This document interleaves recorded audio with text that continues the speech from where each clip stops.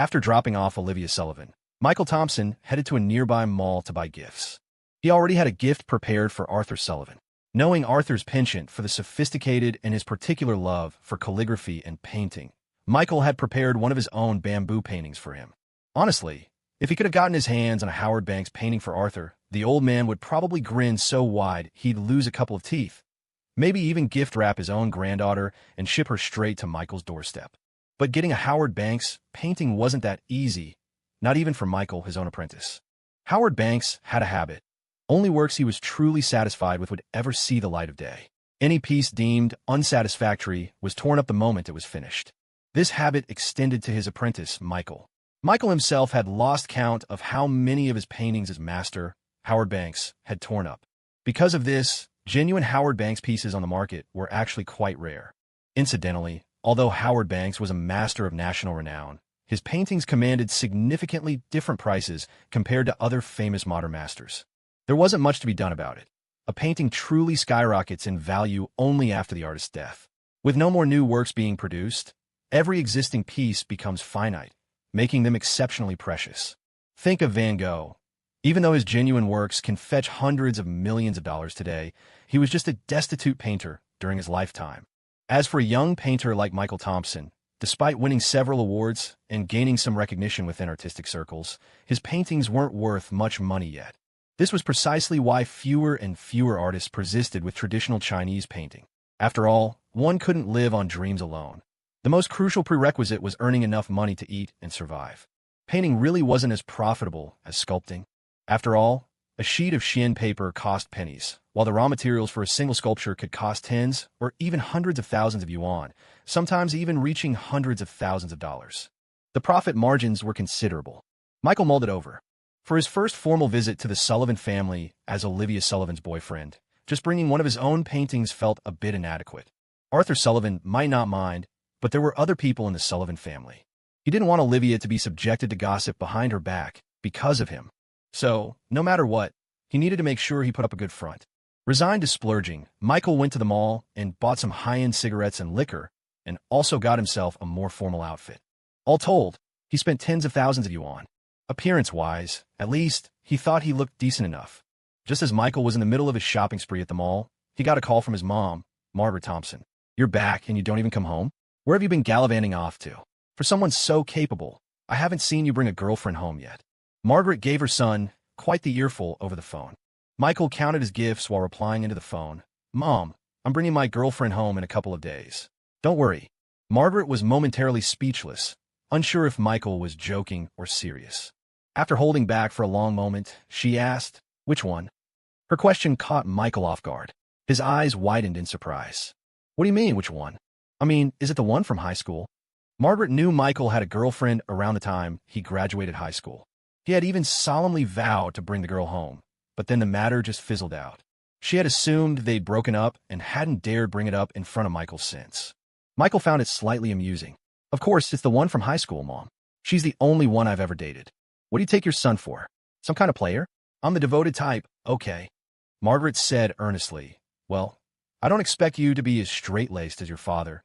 Just try not to break too many hearts." "That sounds like prejudice against your own son." "You're my son. Don't you think I know what you're like?" Margaret scoffed, then asked a little uncertainly, "So, you're really bringing that girl home in a couple of days?" Michael affirmed, "Of course. When have I, Michael Thompson, ever broken my word?" Margaret immediately grew anxious, cursing Michael affectionately in her local dialect. "You damn kid. Why are you only telling me now? Couldn't you have said something sooner? There's no time to prepare." "Prepare what? We're just having a meal together. Just buy some groceries the day before. Don't I need to prepare red envelopes or something? Should we get her a gold ring?" "Mom, we're just meeting. It's not like we're getting engaged. What are you thinking?" Michael could hear the panic in Margaret's voice and didn't know whether to laugh or cry. He picked up his gifts, left the mall, and hailed a taxi heading towards the Sullivan residence. "All right, Mom. I have to go now. You're not coming home for dinner tonight? I prepared a whole spread." "Can't make it tonight. I have important business."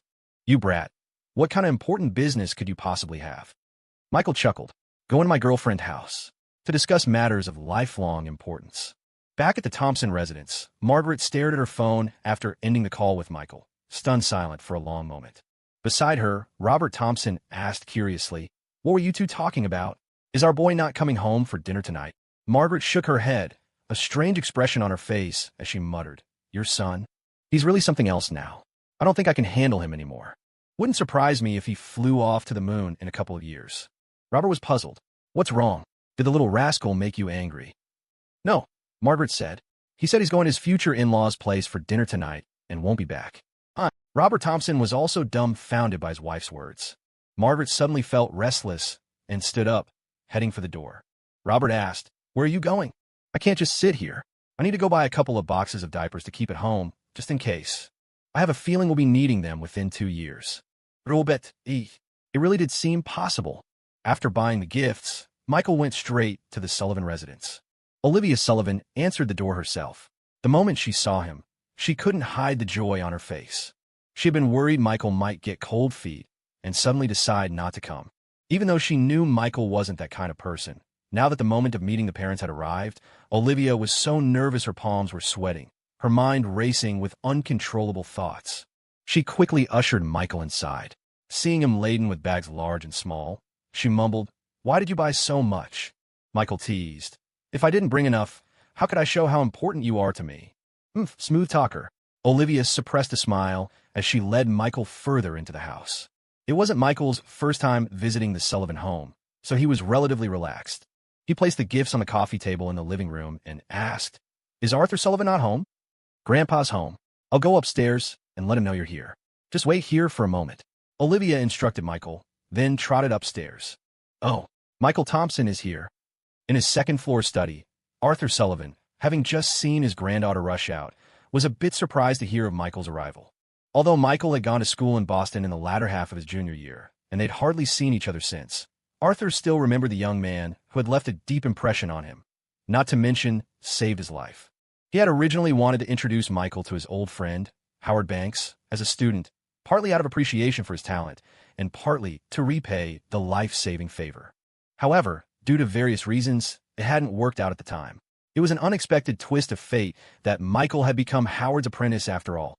Furthermore, the thoughtful young man always called on Christmas, even if he couldn't visit in person, and had sent him many interesting gadgets, including the family heirloom now sitting on his desk. Arthur stroked his beard and looked at his granddaughter with a smile. You came back with him? But why would he come to see me before even going home? Grandpa, Olivia Sullivan said, a little shyly. Michael and I, well, you see, we're dating. Arthur was momentarily speechless. So that was why the boy had been so attentive. His eyes had been on his granddaughter all along. He'd known Olivia had liked Michael in high school, and coupled with his own appreciation for the young man, he wasn't opposed to their relationship. In fact, he became quite intrigued. Since when? Well, after graduation, Michael confessed and she stammered, her face getting redder and redder. I saw how much effort he'd put in, and I thought it would be too cruel to reject him, so I thought I'd give it a try. Is that so? Arthur smacked his lips.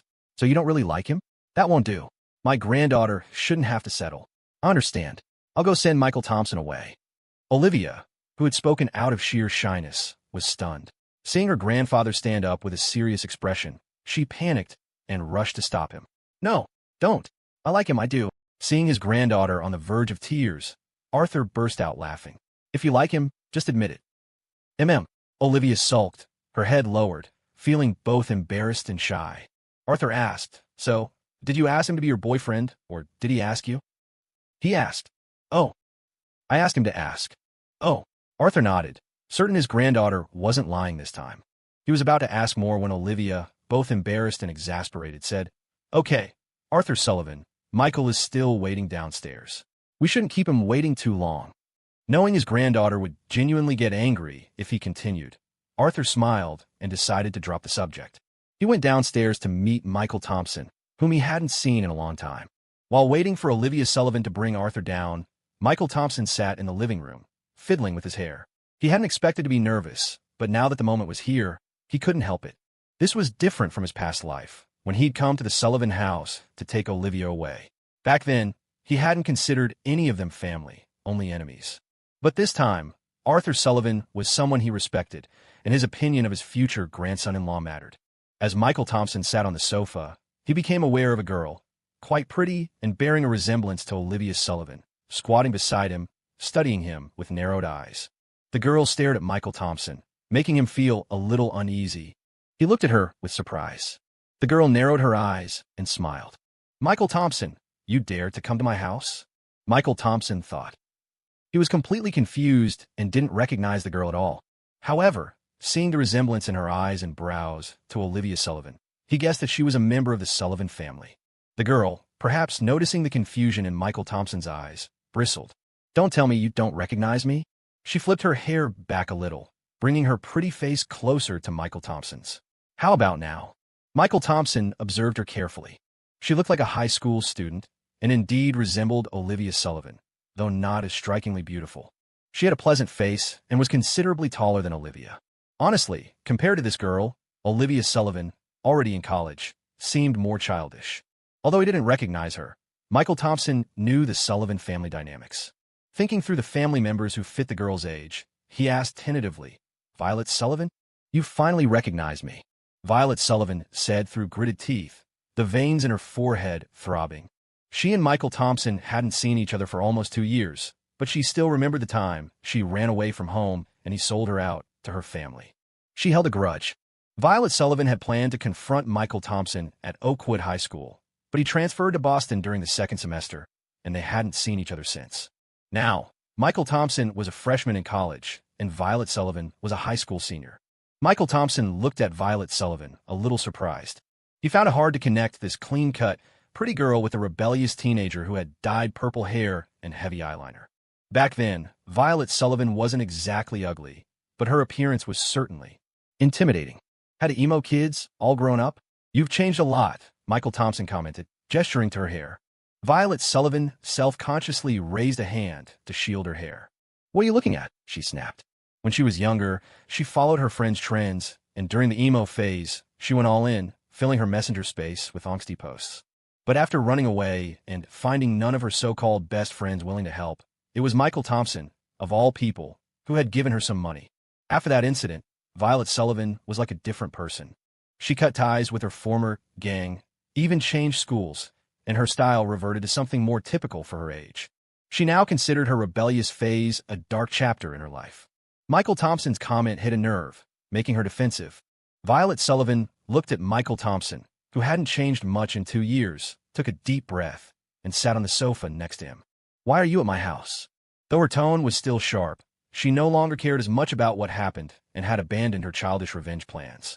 Thinking back calmly, although Michael Thompson was blunt and lacked manners, at least he'd picked her up from the Wilson family's house, and even lent her money. Of all the friends she'd begged, it was this guy, who wasn't even really a friend, who helped her. Michael Thompson casually replied, to meet your parents. I'm your sister's boyfriend. My sister. Violet Sullivan froze, then her eyes widened in shock. You're actually dating Olivia Sullivan? She'd sensed something going on between Olivia Sullivan and Michael Thompson, but she thought it was a one-sided crush from Olivia. She hadn't expected that in the time they'd been apart, Olivia Sullivan had actually succeeded. Violet Sullivan was starting to see her previously unimpressive cousin in a new light. To be able to handle such a blunt man, she had an iron stomach. Just as Violet Sullivan exclaimed her surprise, Olivia Sullivan was coming down the stairs with Arthur Sullivan and overheard her. Olivia immediately yelled back indignantly, "Who's Lucas?" Olivia Sullivan came downstairs just in time to hear Violet Sullivan bad-mouthing her. The name Lucas hit a particular nerve, making her instantly bristle. But Violet Sullivan wasn't the least bit afraid of her older sister. Looking up to see Olivia descending the stairs, she stood up from the sofa and gestured with her hand, highlighting the height difference between them. She didn't say a word, but her actions spoke volumes. Olivia knew she was a bit of a late bloomer compared to her peers, which was precisely why she was most sensitive about it. Yet, unfortunately, there wasn't much she could do about Violet Sullivan. Seeing his girlfriend's pitiful, helpless gaze turn towards him, Michael Thompson thought for a moment before saying to Violet, as long as Olivia Sullivan isn't stuck in some cringy emo phase, I'm fine with it. Michael Thompson, you bastard. She completely lost it. The term emo phase, or its messenger equivalent, had long been a meme online, and Violet considered her own such phase a dark, embarrassing chapter of her past. Yet Michael showed her no mercy, hitting her right where it hurt, straight to her face. How could Violet Sullivan possibly stand it? She got so angry she started cursing. That damn man, still as sharp-tongued and mean as ever. Michael Thompson remained unfazed. Who told this little brat to pick on Olivia Sullivan first? Ever the protector, Olivia Sullivan pursed her lips, smiling smugly. She walked over, linked arms with Michael Thompson, and practically flaunted him in front of Violet Sullivan. "See? My man." Violet Sullivan gritted her teeth, glaring at them. This damn couple was so infuriating. However, Arthur Sullivan was also present. He quickly put on a stern face and gave them both a piece of his mind. "Violet Sullivan, mind your manners in front of our guest." Then, to Olivia Sullivan, "You too, Olivia Sullivan. You're a university student now. Still arguing with your younger sister?" Olivia Sullivan pouted, clearly displeased, but in front of her grandfather, she could only nod obediently. Violet Sullivan, though no longer a little rebel, wasn't about to suddenly transform into a perfectly behaved girl. She merely pursed her lips at Arthur Sullivan's scolding, looking as if she wasn't taking it to heart at all. Later that evening, Arthur Sullivan invited Michael Thompson to stay for dinner. "I've already heard from Olivia Sullivan about you two dating," Arthur Sullivan said kindly to Michael Thompson. "People believe in choosing their own partners these days. Since you two are together, the family won't stand in your way. But Olivia Sullivan is my granddaughter, after all. As her grandfather, I have to ask, what are your intentions for the future?" Michael Thompson replied with perfect seriousness, "2 kids in 3 years." Arthur Sullivan's face froze. Olivia Sullivan blushed crimson, furiously kicking Michael Thompson under the table, her eyes shooting daggers at him. After a long moment of stunned silence, Arthur Sullivan spoke, his expression peculiar. "Well, having 3 kids isn't the issue. Our family can afford the fines." No, no, no," Olivia Sullivan thought frantically. "Weren't we just supposed to be meeting the family today? This isn't even close to an engagement." Face flushed red, Olivia Sullivan exclaimed, "Grandpa, Michael Thompson is joking." Arthur Sullivan finally snapped back to reality. He pondered for a moment, then said, "Getting married during university. It's not entirely out of the question." "You think so too, sir?" Michael Thompson's eyes instantly lit up. He suddenly felt a kinship with Arthur Sullivan. But Arthur Sullivan quickly poured cold water on his enthusiasm. "That being said, what are your plans for the future? I need to know if I'm entrusting my granddaughter to someone reliable, don't I?" Michael Thompson asked cautiously, "So what are your standards?" Arthur Sullivan stated firmly, "At the very least, she shouldn't be worse off than she is now." He leaned forward slightly, steepling his fingers. "Although you and Olivia Sullivan just graduated from high school, and talking about these things might seem premature, honestly, for years of university will pass in the blink of an eye. Then you'll have to face some rather practical matters. Work, income, housing." Arthur Sullivan continued, "You're involved in the arts, so you might find an old man like me talking about these mundane topics rather crass. But one can't escape the nitty-gritty of life. Do you have any concrete plans? For example, your future career. After graduation, are you thinking of entering government service? Or perhaps going into business?" Asking such questions showed Arthur Sullivan was already considering how he might help Michael Thompson's future. He didn't mind giving a potential grandson-in-law a boost, provided Michael Thompson himself had the ambition. Olivia Sullivan watched Michael Thompson anxiously, wondering how he would answer. She knew that since Michael Thompson had been reborn, his desire for certain worldly things had faded. He had no interest in business, and the civil service system path was definitely not for him. But surely someone as tactful as Michael Thompson would know how to finesse his answer for her grandfather? Just go along with what Grandpa suggested. Even if it wasn't truly from the heart, just act a little ambitious. But as it turned out, Michael Thompson was exceptionally direct this time. "Can't I just be an artist?" This answer didn't surprise Arthur Sullivan. After all, Michael Thompson was already studying under Howard Banks, and, coupled with his own talent, his path seemed quite clear. "If you wanted to go into business, you know I could give you a significant head start," Arthur Sullivan probed. "It should be more profitable than your painting. Your teacher, Howard Banks, is much more famous than I am, but when it comes to making money, what I earn in a year is probably what Howard Banks earns in 10. Are you sure you still want to be a painter?" Arthur Sullivan wasn't lying. Howard Banks was indeed very famous, a national treasure in the world of traditional Chinese painting, whose works could fetch high 7-figure sums at auction. But compared to a business magnate like the head of the Sullivan family, with multinational operations spanning over 100 countries, it truly didn't compare. Michael Thompson's talent for painting was exceptional, bordering on prodigious. Yet, even if he became a great artist comparable to Picasso, his earning potential likely wouldn't match that of running a business. If Michael Thompson had ambitions in business, he surely wouldn't refuse Arthur Sullivan's support. It would be an incredible windfall. But Michael Thompson no longer cared about that. As long as I have enough money to live on, that's sufficient. Beyond that, I think doing what I love is what matters. Arthur Sullivan was somewhat moved by these words. An old man like him, what did he even need money for? Yet here he was, supporting the family with his aging body. For what? Who was he earning all this money for? Arthur Sullivan couldn't quite find the answer, but he knew he couldn't stop. If he did, the family might fall apart. He never expected that a truth he'd spent most of his life grasping would be so simply articulated by someone as young as Michael Thompson. Since this is your heartfelt desire, then I'll respect your wishes, Arthur Sullivan said. Having understood Michael Thompson's perspective, he began mentally planning how he could pave the way for his future grandson-in-law, considering various contacts. But for the moment, he pushed those thoughts aside, smiled faintly, and said, "Let's eat first." The dinner itself was quite pleasant. For some reason, none of the other Sullivans were back tonight, leaving just Arthur Sullivan and the two younger ones, Olivia and Violet, to eat with Michael Thompson. During the meal, Violet Sullivan began asking Michael Thompson about the Rhode Island School of Design with great interest. It was only then that Michael learned Violet, like him, was an art student. However, Violet hadn't focused much on her studies in previous years. Although she was now working hard to catch up on her academics, her current grades meant getting into RISD would still be a long shot. "Is the early admission program at your school hard?" Violet asked curiously. She knew her academic scores were weak, so she hoped to get into RISD through the early admission program, just like Michael Thompson.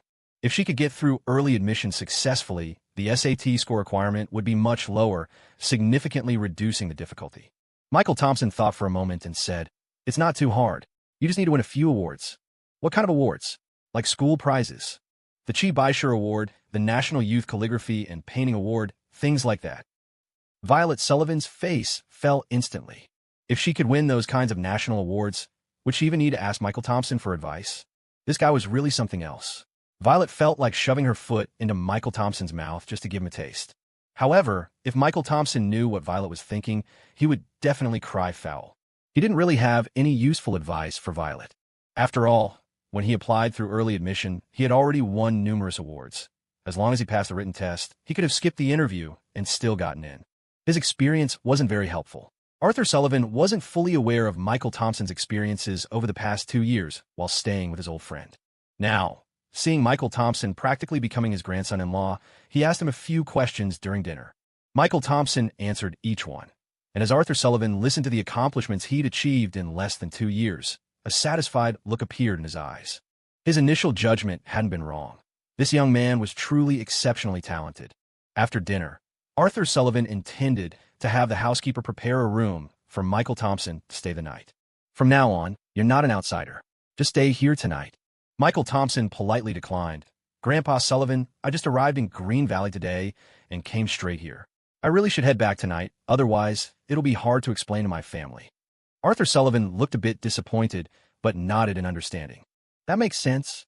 You head back then. But perhaps when your family is free, our two families could have dinner together sometime." Olivia Sullivan blushed, tugging at Arthur Sullivan's sleeve and muttering awkwardly, "Grandpawy, we're not quite at the stage of meeting the parents yet." She had a feeling that if these two kept talking, she'd be getting married tomorrow. It was moving way too fast.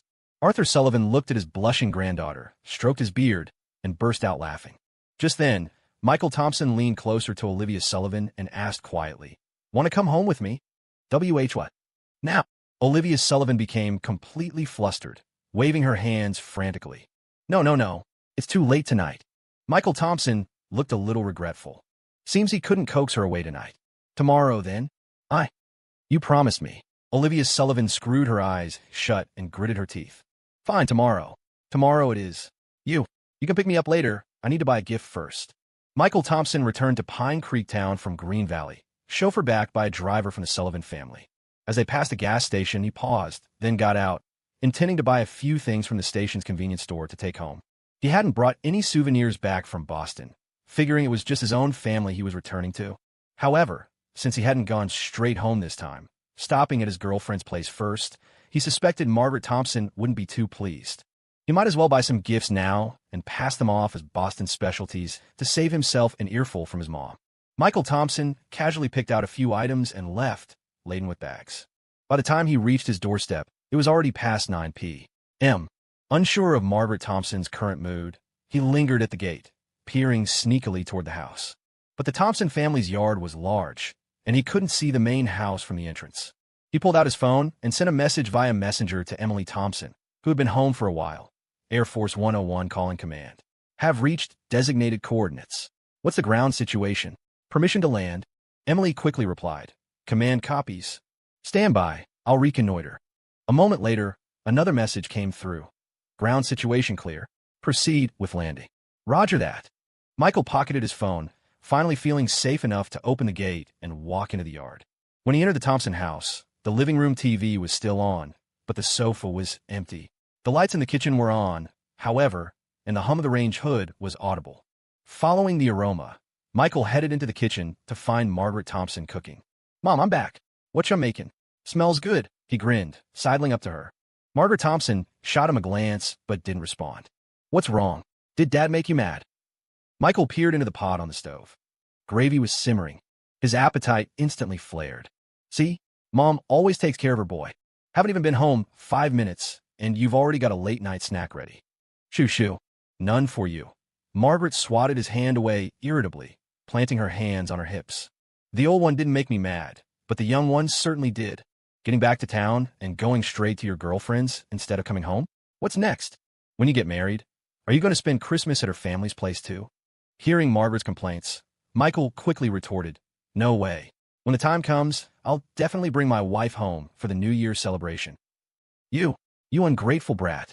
Other guys forget their moms once they get a wife. You've forgotten yours before you even have one. Margaret poked Michael's forehead as she scolded him. Michael struck a mock delicate pose. Don't you worry, Mom. I'll always be your darling boy. Margaret grabbed the rolling pin as if to whack him, and Michael scampered out of the kitchen like a rabbit. However, seeing the gifts Michael had brought back for her, her anger mostly dissipated. A little later, Michael sat in the living room, slurping noodles drenched in gravy from a bowl. Mom, where's Dad? He asked, noticing his father, Robert Thompson, wasn't home. Usually, his parents went to bed early. By this hour, they'd normally be getting ready to turn in. Especially since today was the day he was coming home. Margaret replied, Your father's over at the mine. The workers are off for the Thanksgiving break, so it's a good time for him and the accountant over there to settle the books. Lots to do. I actually made this snack for him, not knowing what time you'd wander in tonight. By the way, when you went to that girl's house today, did you meet her family? I still don't know anything about her family situation. Mentioning this made her, as a mother, quite nervous. Although the Thompson family was reasonably well off and her son was doing all right for himself, what if her family looked down on them? What if they disapproved of the Thompsons being rural folks? Margaret grumbled inwardly, thinking her eldest son was so thoughtless, just showing up at the girl's house with his suitcase without any proper planning. And here she was, his mother, still not knowing what the girl looked like, how many people were in her family, or what their circumstances were. All she knew was that she was a local from Green Valley and had been Michael's classmate at Oakwood High School. Michael laughed heartily. Relax, relax. I met her grandfather before. Everything went smoothly, and her family likes me. That statement wasn't entirely true, but not entirely false either.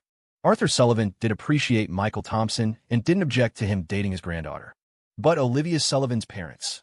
Odds were, Olivia hadn't even told him about Michael yet. Michael wasn't keen on dealing with those potentially nightmarish in-laws anyway. If things turned ugly, Olivia would be caught in a difficult position. Hearing his reassurances, Margaret breathed a sigh of relief, but immediately started complaining again. But I haven't even met her yet. I'll bring her home tomorrow for you and Dad to meet. Tomorrow. Margaret stared at him, stunned. She pinched his arm sharply. You wretched child. Why didn't you say so sooner? It's no big deal, Michael said nonchalantly. Just setting another place at the table. How can it be the same? It's her first time visiting. Don't we need to make a good family impression? Margaret was very dissatisfied with Michael's dismissive attitude and started muttering, listing preparations. The house needed to be cleaned until it sparkled, and she needed to buy good ingredients tomorrow to cook a proper feast. Michael found this amusing. Olivia Sullivan had been to the Thompson house before. Back during the New Year celebration with Honors Class A, she'd even left with a big bag of smoked meat from them. No, I need to tidy myself up, Margaret fretted. Do I look too fierce? Will I give her the impression of a wicked mother-in-law? She touched her own plump face, looking worriedly at Michael. She was tall and heavy-set, with a big, fleshy face. Combined with her feisty personality, in her youth she'd been a notorious gossip queen known throughout Pine Creek Town. No local shrew had been a match for her.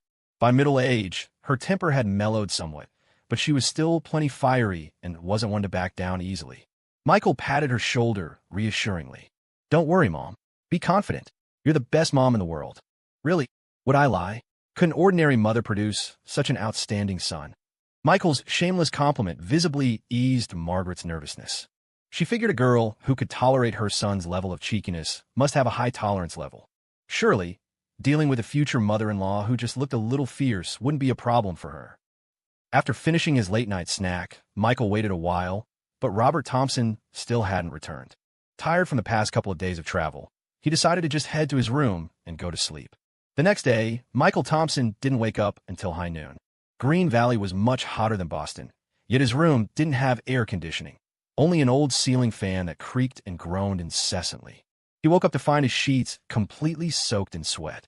Maybe it's time to think about buying a new house, he grumbled inwardly, bundling up the damp sheets and woven sleeping mat to take them out for washing. The Thompsons have made quite a bit of money, haven't they? Installing AC in his room was a non-starter. The house was self-built, and the electrical wiring was poorly planned back then. His room only had a single two-prong outlet by the headboard, nowhere near adequate for an air conditioner. Besides, the house itself was over 30 years old, built with a distinctly rustic, almost rural feel. Apart from the large courtyard, it had nothing going for it. What started as mere complaining began to solidify into a real idea as Michael thought it over. It had been almost 2 years since he'd been reborn into this time. In just over another year, Green Valley's old district was scheduled for large-scale demolition, though there wasn't even a whisper of this news circulating yet. The old district was situated slightly north of Green Valley City Center, technically within the Second Ring Road, an area that should have been prime real estate. However, due to poor early urban planning, it remained a strange mix of urban and rural development, a place where you could still spot old mud brick houses. Initially, the Green Valley government hadn't planned to build a South Valley Mall. The cost of demolishing the old district was deemed too high, putting the project on indefinite hold. Many residents in the old district had eagerly anticipated the demolition and potential compensation. But the wait dragged on, and eventually, the South Valley Mall was built instead. Once the new commercial area was established, everyone assumed the government had given up on the old district. Many who had been holding onto their properties hoping for a payout lost hope and sold. This led to a peculiar situation. Housing prices in the centrally located old district were now significantly lower than those in the suburban area around the South Valley Mall. Meanwhile, the Thompson family had indeed made a substantial amount of money from the mine over the past 2 years. Their assets had more than doubled. But Michael knew this windfall wouldn't last forever.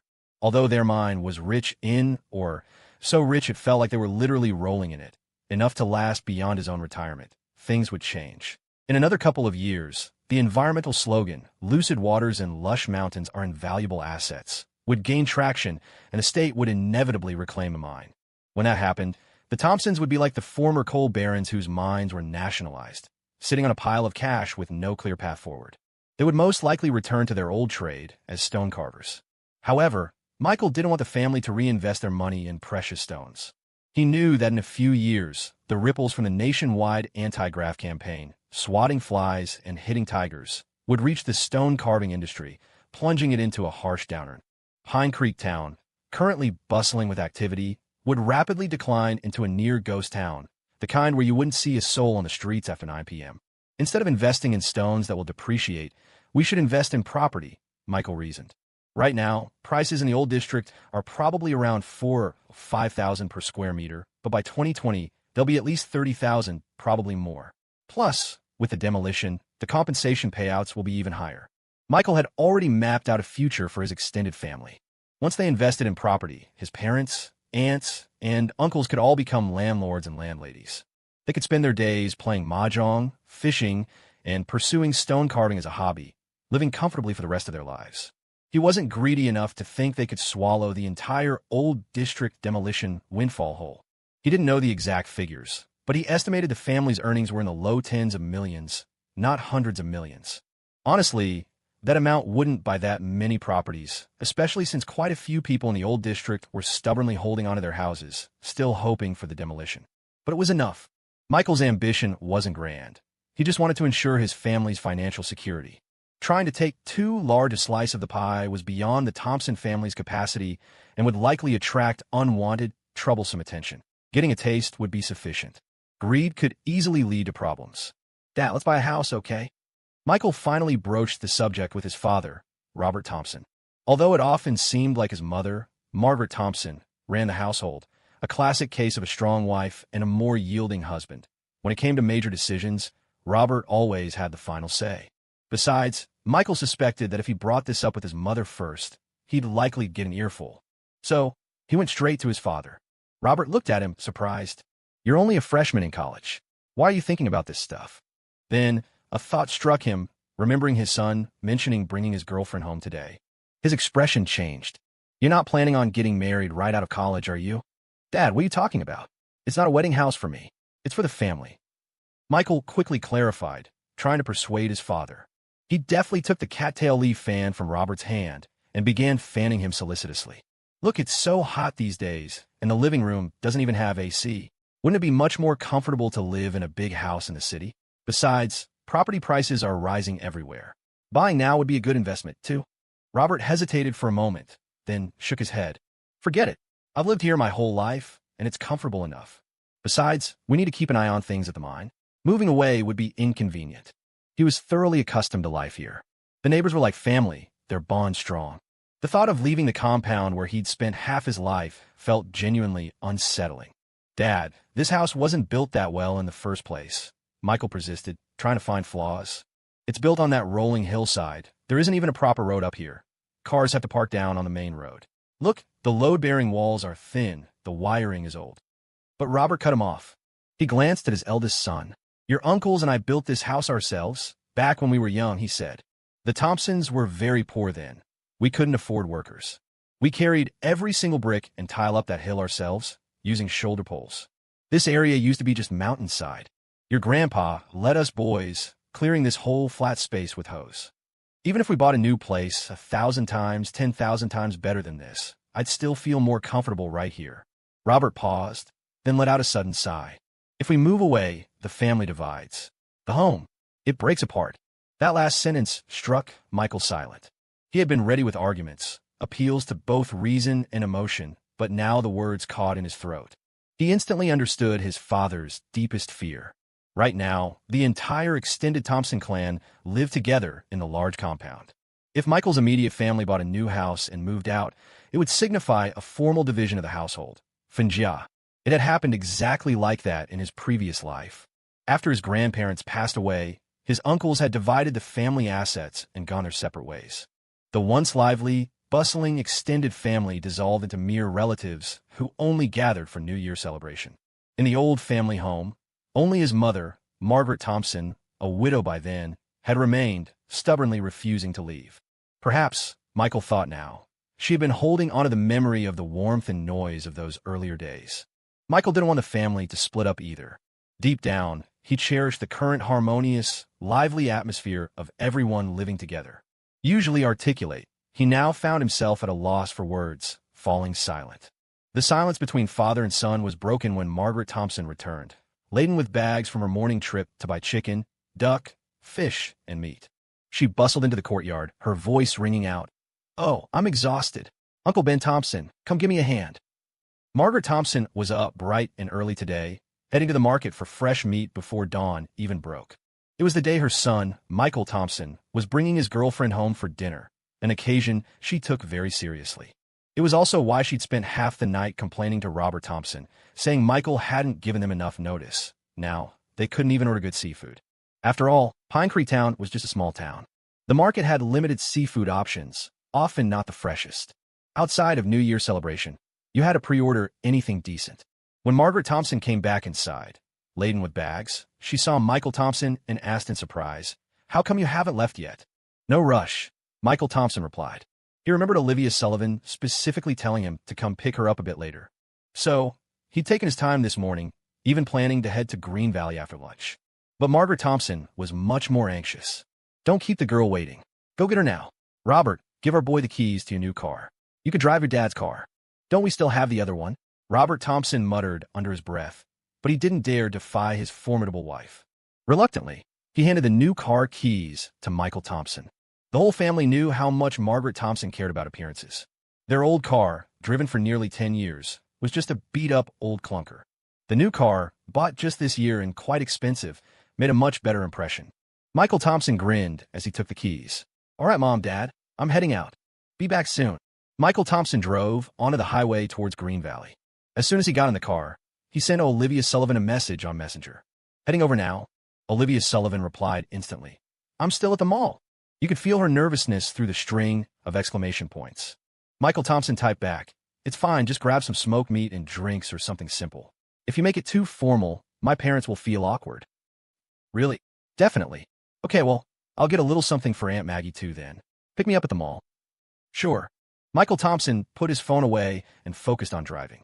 It was the Thanksgiving holiday week, and the roads were packed with travelers. Traffic on the highway slowed to a crawl for a bit. The sun was bright, perfect weather for a drive. Michael Thompson drove with a smile, unbothered by the traffic jam. In fact, everything seemed a little more beautiful today. It's a good day, he couldn't help thinking. By the time he reached Green Valley, it was already past 11 in the morning. Michael Thompson had planned to park in the underground garage at South Valley Mall and go inside to find Olivia Sullivan.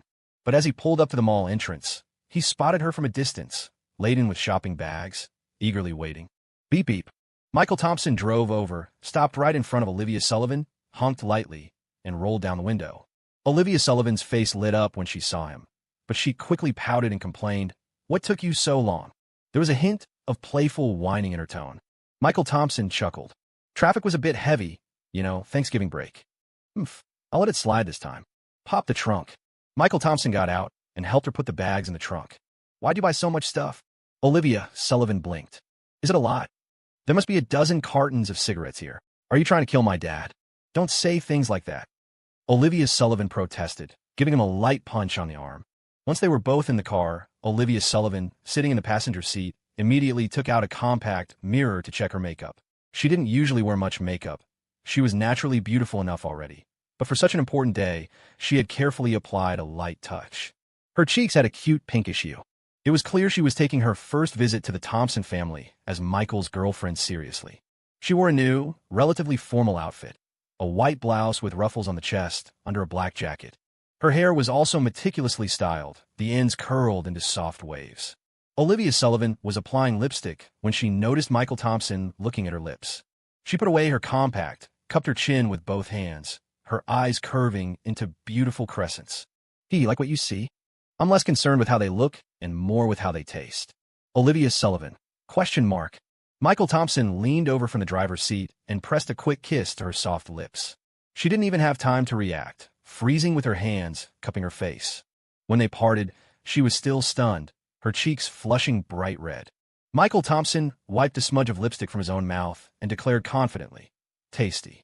Strawberry flavored. In no way. Olivia Sullivan finally snapped out of it, tugging shyly at Michael Thompson's sleeve. She tilted her head up and said earnestly, You can't do that in front of your parents. Do what? Just sneak attacks like that. Like this. He stole another quick kiss. Olivia Sullivan, flustered and annoyed, sputtered, You. Another kiss. Stop it. One more kiss. Eventually, her protests faded, replaced only by the soft sounds of breathing after a lingering, passionate kiss. Ow! Michael Thompson yelped suddenly, covering his lip where she'd given him a small bite. Olivia Sullivan, face flushed, straightened her skirt with a mix of embarrassment and indignation. She shot Michael Thompson a glare. And keep your hands to yourself. On the drive back, Michael Thompson couldn't stop thinking about one thing. His plan to move in with Olivia needed to be fast-tracked. He'd been mulling it over for a while, but Olivia was quite conservative. A direct approach definitely wouldn't work. He needed to figure out a subtle way to convince her. What he didn't know was that, as he was thinking all this, Olivia Sullivan, beside him, was somehow listening in. Olivia Sullivan glanced sideways at Michael Thompson, who was focused on driving, feeling a little annoyed and embarrassed. What on earth was going through his head? That pig. Still, she thought, once you're dating, getting physical. It's pretty normal, right? The thought had barely formed before Olivia Sullivan shook her head vigorously. No, we're only freshmen. It's way too soon, no matter what. She silently resolved not to let Michael Thompson get his way this time. Probably, maybe, she could manage it. At least, she wouldn't make it easy for him. Just as Olivia Sullivan's internal debate reached peak intensity, Michael Thompson pulled the car over. She looked up and saw that he had stopped right in front of the diner near her place, the same one where they'd first met up alone. Why are we stopping here? Isn't it lunchtime? It's over an hour's drive back home. Let's grab a bite first, Michael Thompson said, unbuckling his seatbelt. The diner Michael Thompson brought Olivia Sullivan to wasn't far from her place. It was a small spot that sold meatball subs, along with things like deviled eggs and fried rice. The storefront wasn't much to look at, and the prices were really reasonable. You know, it feels like ages since we've been here, Olivia Sullivan remarked, quite cheerfully. The first time she came, she'd secretly found the place a bit shabby, but after coming a few more times with Michael Thompson, she'd grown fond of this kind of diner atmosphere. It was still the holiday today, so the small diner was quite busy. She watched Michael Thompson come back after ordering, rested her chin on her hand, and said with a beaming smile, "The first time we came here, it was winter, wasn't it?" "I think so. It was. We were sitting right here. You breathed on the window and drew a picture for me." Olivia Sullivan reminisced about her first private meeting with Michael Thompson, a smile spreading across her face. But she quickly shot Michael Thompson a mock-glaring look, puffing her cheeks slightly. "Back then, I really thought you were going to ask me out. You made it all romantic, but it turned out you were just after my Christmas savings." Michael Thompson couldn't help but grin. "Well, if I'd asked you out then, would you have said yes?" "How would you know if you didn't try?" little Miss Olivia declared, feigning haughtiness. But truthfully, even if Michael Thompson had chosen to ask her out back then, she wouldn't have agreed. Just like how, even as their feelings deepened later, they only officially started dating after graduating high school. She cherished the way Michael Thompson doted on her and could feel his respect and how much he valued her in their relationship. Because if Michael Thompson had insisted on dating in high school, she most likely would have caved.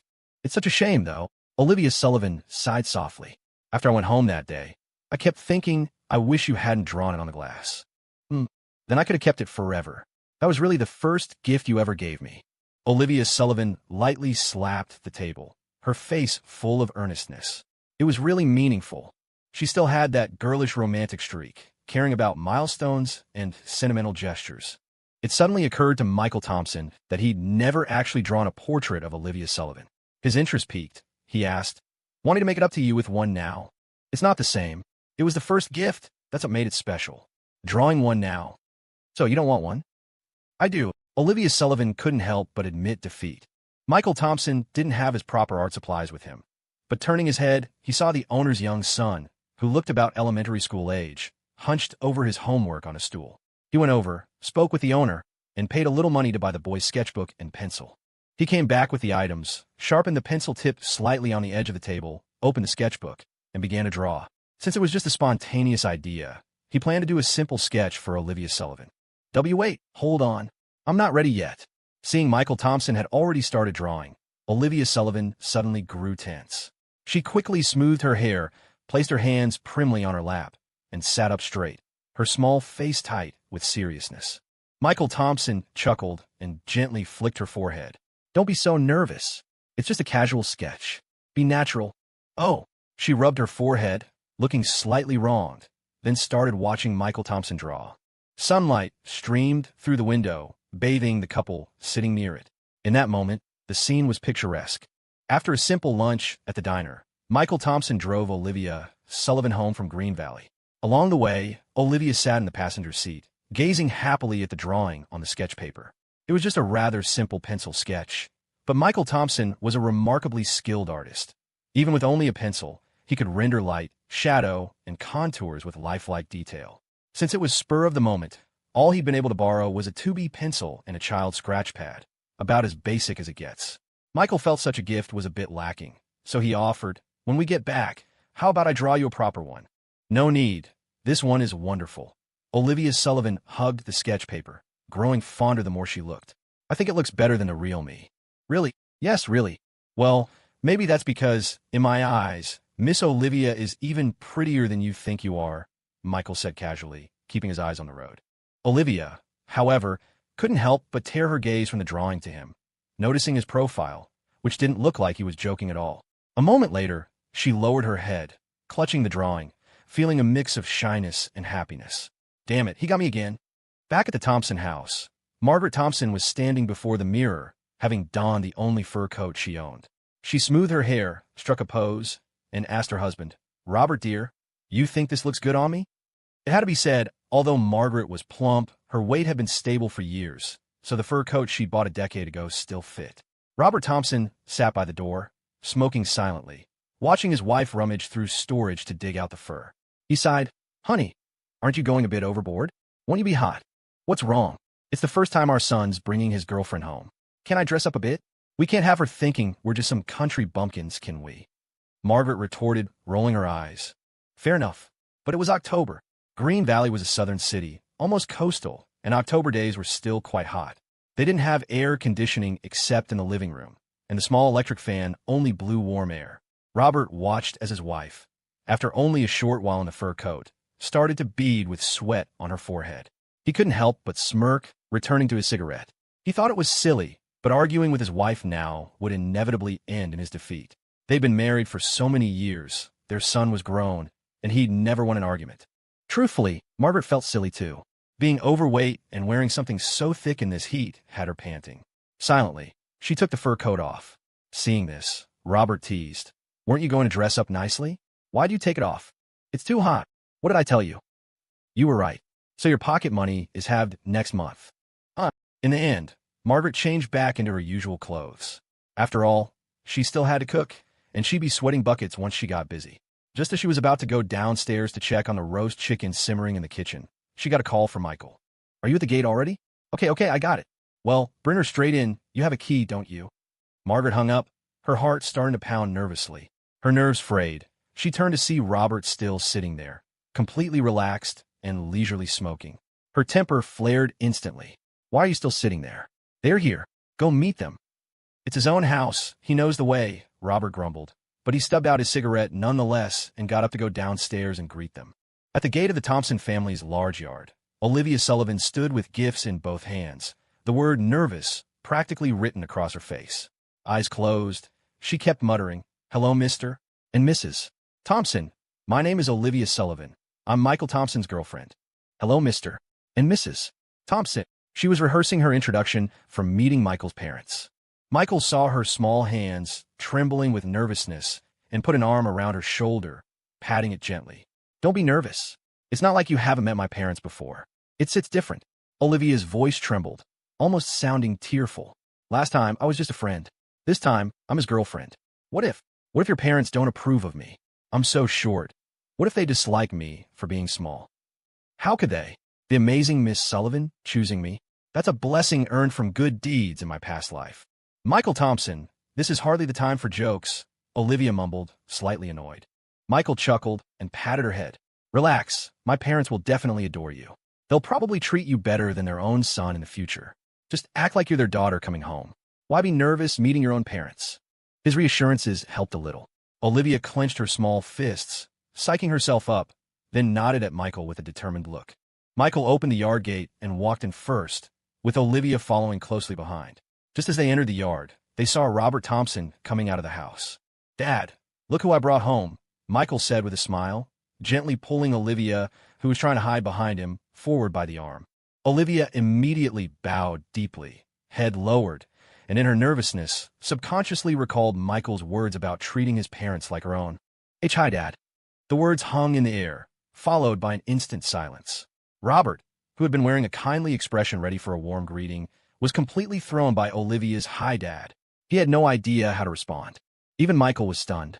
"Ollie, I didn't know she was this eager. Calling him Dad already?" At first, Olivia didn't realize what she'd said wrong. She lifted the gifts she'd bought. I brought you some presents." It was only then, noticing the astonished looks from both Michael and his father, that she belatedly registered the bombshell she had just dropped. She immediately clapped a hand over her mouth. "Oh no, will Michael's dad think I'm too forward?" Olivia covered her face, so mortified she felt like she could dig a hole through the floor with her toes. She wanted to explain, but suddenly felt tongue-tied, unable to form words.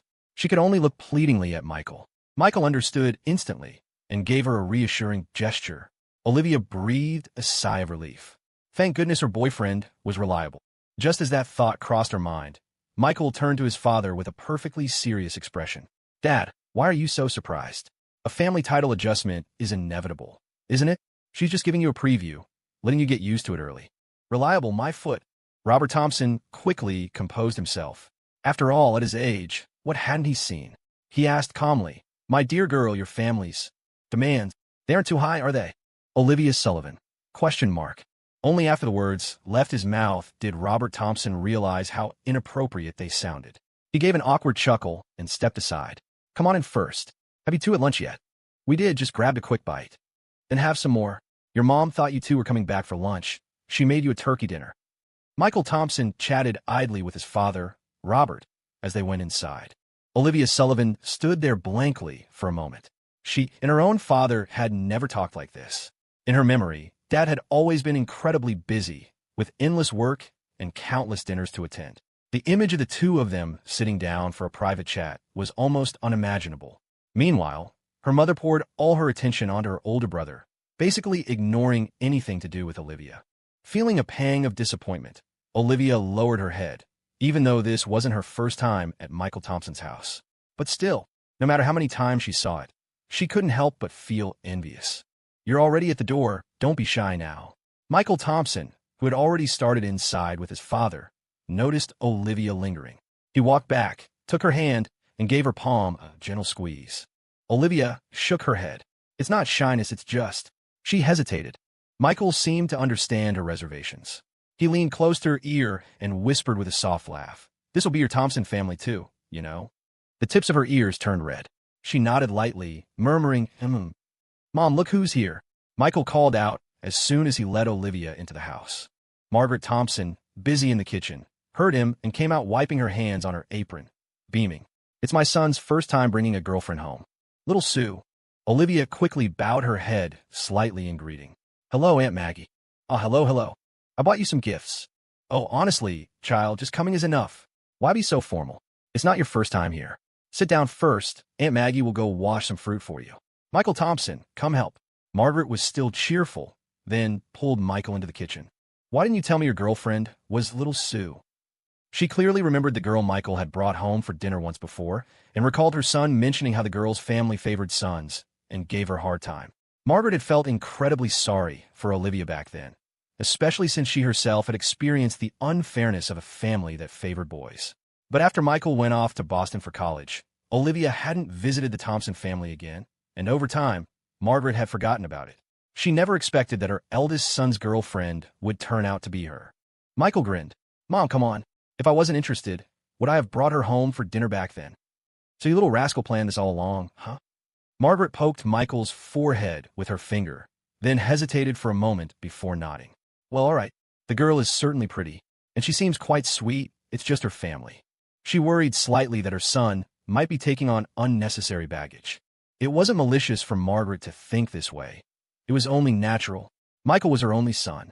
Dealing with difficult in-laws or marrying someone obligated to excessively support her own family could be a real hardship. Michael smiled. Mom, don't worry yourself needlessly. What I told you back then was mostly exaggeration.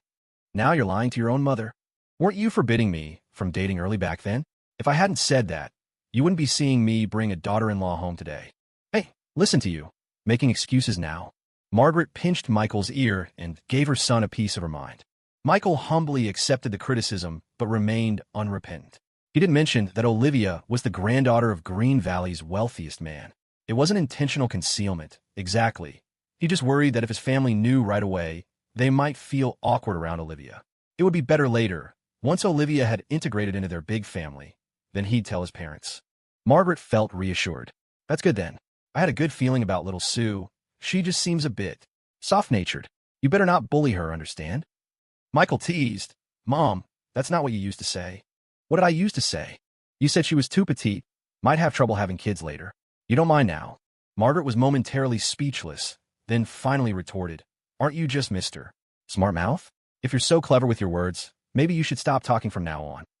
Let me tell you, she deliberately changed the subject, putting on a stern face for a serious warning. Now that you have a girlfriend, you treat her with your whole heart, you hear? None of that playing around. If you start thinking you can have your fun on the side while keeping her waiting at home, don't blame your mother for cleaning house. Yes. Michael had no choice but to repeatedly promise. While Michael was being lectured by Margaret in the kitchen, Olivia sat somewhat anxiously in the living room. Have some tea. Robert Thompson kindly poured Olivia a cup.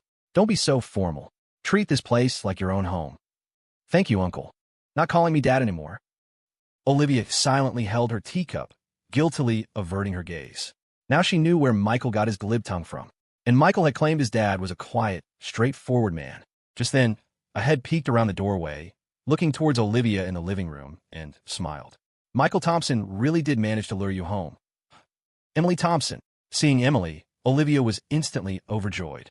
She had calmed down earlier, but with Michael gone, the nervousness had crept back. Seeing another familiar face from the Thompson family brought an immediate sense of relief. Emily Thompson came into the room and said to Robert Thompson, "Uncle Robert, I'll keep her company. We're friends. All right, you young people hang out together. Don't mind me." Robert Thompson waved his hand and got up to take a walk in the yard. Emily took Olivia's hand. "It's boring sitting here alone. Want to come hang out in my room?" "Is that okay?" "Why wouldn't it be?" Emily called towards the kitchen. "Michael, I'm borrowing your girlfriend for a bit." Michael's firm reply echoed back instantly from the kitchen. "Not borrowing. She's the only one I have." Emily looked at Olivia. "Your boyfriend's really stingy." Olivia's face flushed. "Don't mind him." "Emily, is Emma Thompson home?" "Yup. You missed that little rascal." "MHM. It's been a while. That little imp is always talking about Big Brother's pretty older sister, too. Come on, I'll take you to see her." Emily excitedly pulled Olivia away. The Thompson family structure was such that Michael Thompson's family lived alongside his paternal uncle's family, while his second paternal uncle's family and Emily Thompson's family lived on the other side. As Emily Thompson led Olivia Sullivan towards her room to hang out, they passed through the ground floor living room, where George Thompson happened to be chatting with several guests. Olivia Sullivan offered a polite greeting. George Thompson, assuming she was just one of Emily's friends, nodded in acknowledgement without saying much more. Among the guests, a middle-aged man was talking effusively. "George, this is a really great opportunity. You're a well-known figure in Pine Creek Town now. If you could help out by contributing a couple of pieces, give your old buddy some face, we can promote this stone carving craft internationally. Imagine, this stuff will be like diamonds. Won't the prices just soar?" These guests were from the Stone Carvers Guild, and the middle-aged man speaking was Raymond Lewis, the current guild president. The Stone Carvers Guild wasn't an official government body, but it was a relatively well-known local non-governmental organization with close ties to the city government.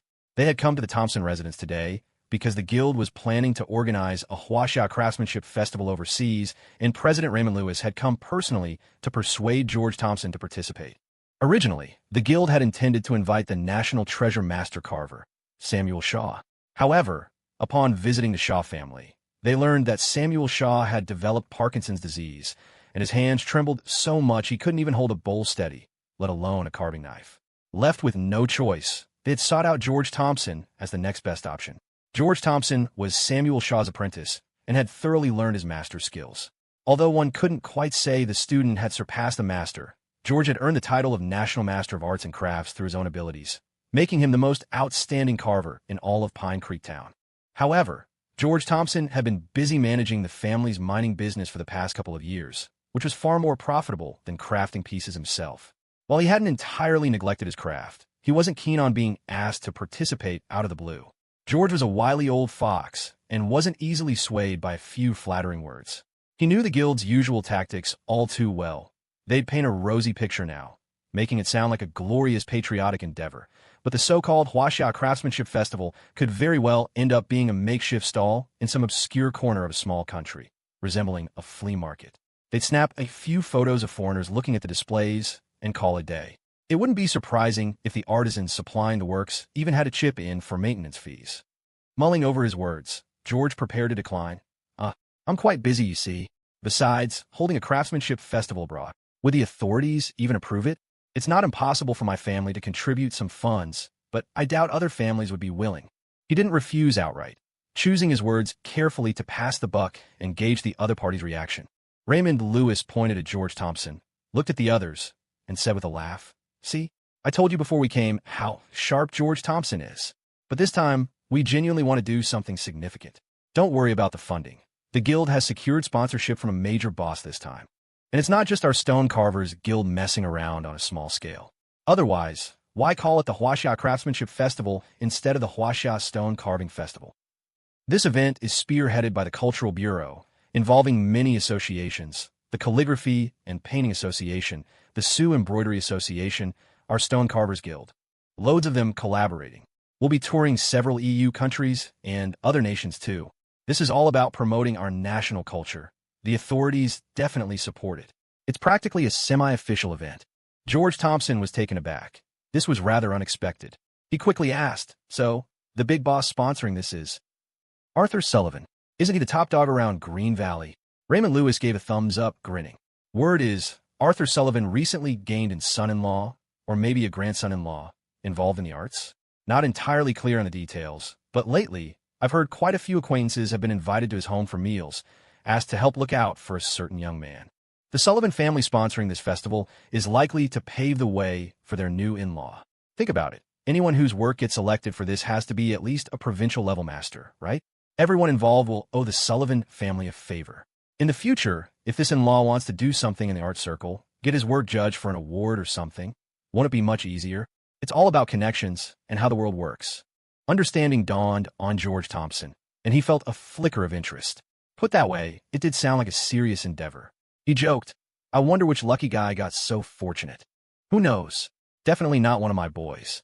My sons are such a useless bunch. Even if I offer them up to marry into someone's family, they probably wouldn't be wanted." Haha, fair enough. Hey George, is that polite?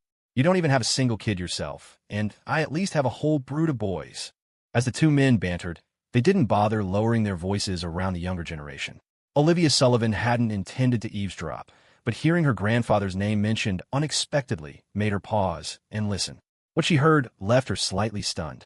It sounded like they were discussing her and Michael Thompson.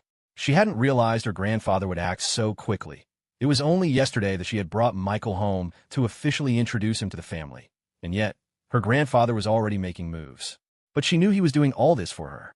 Thinking this, Olivia felt a warmth spread through her heart. Emily Thompson leaned in, whispering playfully, "So, tell me, is that Michael fellow going to have to marry into your family?" Olivia Sullivan blushed crimson and whispered back defensively, "Of course not." While the two girls were whispering, George Thompson, though tempted, still looked troubled.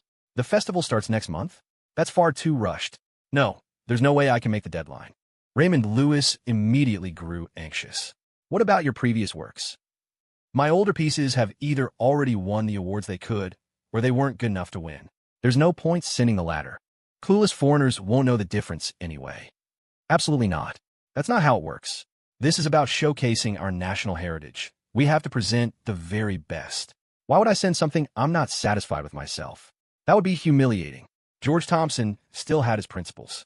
He shook his head firmly. "If that's your attitude, then don't ask me. Just go buy some junk from a random shop." Raymond Lewis started to get agitated, practically scratching his head in frustration. He had come to the Thompson family today specifically for George Thompson's prestigious title, National Master of Arts and Crafts. There were only a few hundred such masters in the entire country, and only a handful in Green Valley. Just then, Olivia Sullivan suddenly interjected, "Uncle, could Michael Thompson go? Michael Thompson is very talented too." Her words instantly drew the attention of the two men deep in conversation. Both George Thompson and Raymond Lewis turned to look at her, their expressions surprised. Olivia Sullivan didn't even know how she mustered the courage to say that. Perhaps, deep down, she had always believed her boyfriend was someone extraordinary. Or perhaps, when George Thompson and Raymond Lewis mentioned carvings, she subconsciously thought of the statue Michael Thompson had given her when he confessed his feelings. It was truly beautiful. So beautiful that she felt a little reluctant to keep it hidden at home, where only she could see it. George Thompson glanced at the young woman, somewhat surprised. Honestly, he hadn't even considered his own nephew. While Michael Thompson certainly possessed incredible talent for carving, perhaps even surpassing his own back in the day, hadn't his nephew spent the last 2 years studying traditional Chinese painting instead. When Michael had decided to pursue painting, there had actually been significant opposition within the Thompson family. After all, with Michael's talent in carving, he was a shoo-in to become a national-level master within the next decade, potentially even reaching the legendary status of someone like Samuel Shaw. However, Howard Banks, a master painter revered as a national treasure, had personally visited the Thompson family and persuaded them. Studying painting offered guaranteed admission to university, and according to Master Banks, Michael's talent in painting was no less than his talent for carving. Of course, the most crucial factor was that Michael himself wanted to study painting. Faced with this, the Thompson family had little choice but to agree. Although George Thompson felt it was a pity, he respected the boy's decision. He had assumed that Michael must have neglected his carving skills over the past 2 years. Even if Michael hadn't completely abandoned it, dividing his attention with painting. A person's energy is always limited, meant reaching the standard of a provincial master in just 2 years, no matter how talented, seemed unrealistic. The works selected for this overseas exhibition needed to be at least provincial-level master craftsman quality. Raymond Lewis was even more direct. "Young lady, this isn't child's play. I've heard the Thompson boy is quite capable, but didn't he switch to painting?" "He's amazing at carving, too," Olivia insisted. "The bar is set very high this time. How many years has Michael Thompson even been learning? He surely hasn't met the standard to be considered a master yet, has he? Then, could you perhaps look at Michael Thompson's work first?" Raymond Lewis glanced at George Thompson, who pondered for a moment before saying, "Let's take a look." He was also curious about how Michael's carving skills had fared over the past 2 years. Olivia Sullivan quickly took out her phone and scrolled through her photo album for a while. She had taken many pictures of the statue Michael had given her. "This is it." Olivia showed the photo to the two elders. As their eyes fell upon the image, both men froze, their gazes fixed. For a moment, the room fell silent. Seeing no one speak, Olivia's heart began to pound, and she asked anxiously, "Is it not good?" Only when she spoke did the others seem to snap out of their daze. "Stone like jade. Is this dragon egg stone? This large?" Raymond Lewis couldn't help but exclaim. George Thompson's eyes seemed distant for a moment before he asked in disbelief, "Are you certain this is Michael Thompson's work?" Raymond Lewis quickly followed up, "Is this real? It's not just a veneer, is it? Where's this piece? Do you have clearer photos?" The barrage of questions left Olivia completely bewildered. George Thompson came to his senses and grumbled, "Old Raymond, what's the rush? Don't scare the young lady." "How can I not be rushed? I've been in this business my whole life, and I've never seen a dragon egg stone this big, of this quality." Raymond Lewis looked almost numb, muttering, "How much would this even be worth? Is it very valuable?" Olivia Sullivan blinked, not quite understanding. George Thompson, however, wasn't concerned about the value right now. He was far more interested in the craftsmanship of the piece itself. Did Michael Thompson really carve this? Olivia Sullivan nodded quickly. "This skill, at least in figure carving, he's already on par with me, if not better," George Thompson murmured, still feeling as if he were dreaming. Although he specialized in landscapes, flowers, and birds, not figures, he was a national-level master who had been immersed in the craft for decades. How long had his nephew been learning? In the past 2 years, all he heard from Michael's mother were reports of him winning various painting awards elsewhere, indicating he had put significant effort into his painting. Yet, even while dividing his focus, Michael had managed to reach a master's threshold in carving. What kind of monstrous talent was this? George Thompson was once again struck by Michael Thompson's unnatural giftedness. George Thompson quickly asked, "Where is this stone carving now?" "At my place." "Your place? Michael Thompson gave it to you?" "Oh, yes." George Thompson's face instantly turned pale green. He held back for a long moment before finally forcing out a curse. That prodigal son. He couldn't sit still any longer. "Old Raymond, we'll talk later. I need to find my grandnephew first." Raymond Lewis immediately objected, getting up to follow. "Then I definitely have to come see this genius of your family, too." Meanwhile, Michael Thompson finished washing the fruit and carried the basket out, only to find the living room empty. "Huh, where did my very large girlfriend go?" He guessed Olivia had been dragged off by Emily Thompson and was about to go next door to retrieve his girlfriend. But just as he placed the fruit basket in the living room, before he could even step out, the front door was flung open, and his second uncle burst in with several people in tow. "Michael, come here." George Thompson spotted Michael Thompson and immediately beckoned him over. "Second uncle, what's up?" Michael Thompson saw Olivia Sullivan and Emily Thompson trailing behind them, feeling somewhat confused. Still, he walked over. George Thompson directly took Olivia Sullivan's phone and showed him the picture. "This? Did you carve this?" Michael Thompson looked closer. The photo clearly showed the stone statue he had given Olivia Sullivan upon graduating high school. He instantly understood and nodded calmly. "Yes, I carved it." George Thompson couldn't help asking, "When did you learn this skill? Aren't you studying traditional Chinese painting in Boston?" "I never stopped carving, just kept self-studying." "Self-studying can reach this level. Why else would they call me a genius?" Michael Thompson boasted without hesitation, instantly leaving George Thompson speechless. Beside them, Raymond Lewis interjected impatiently.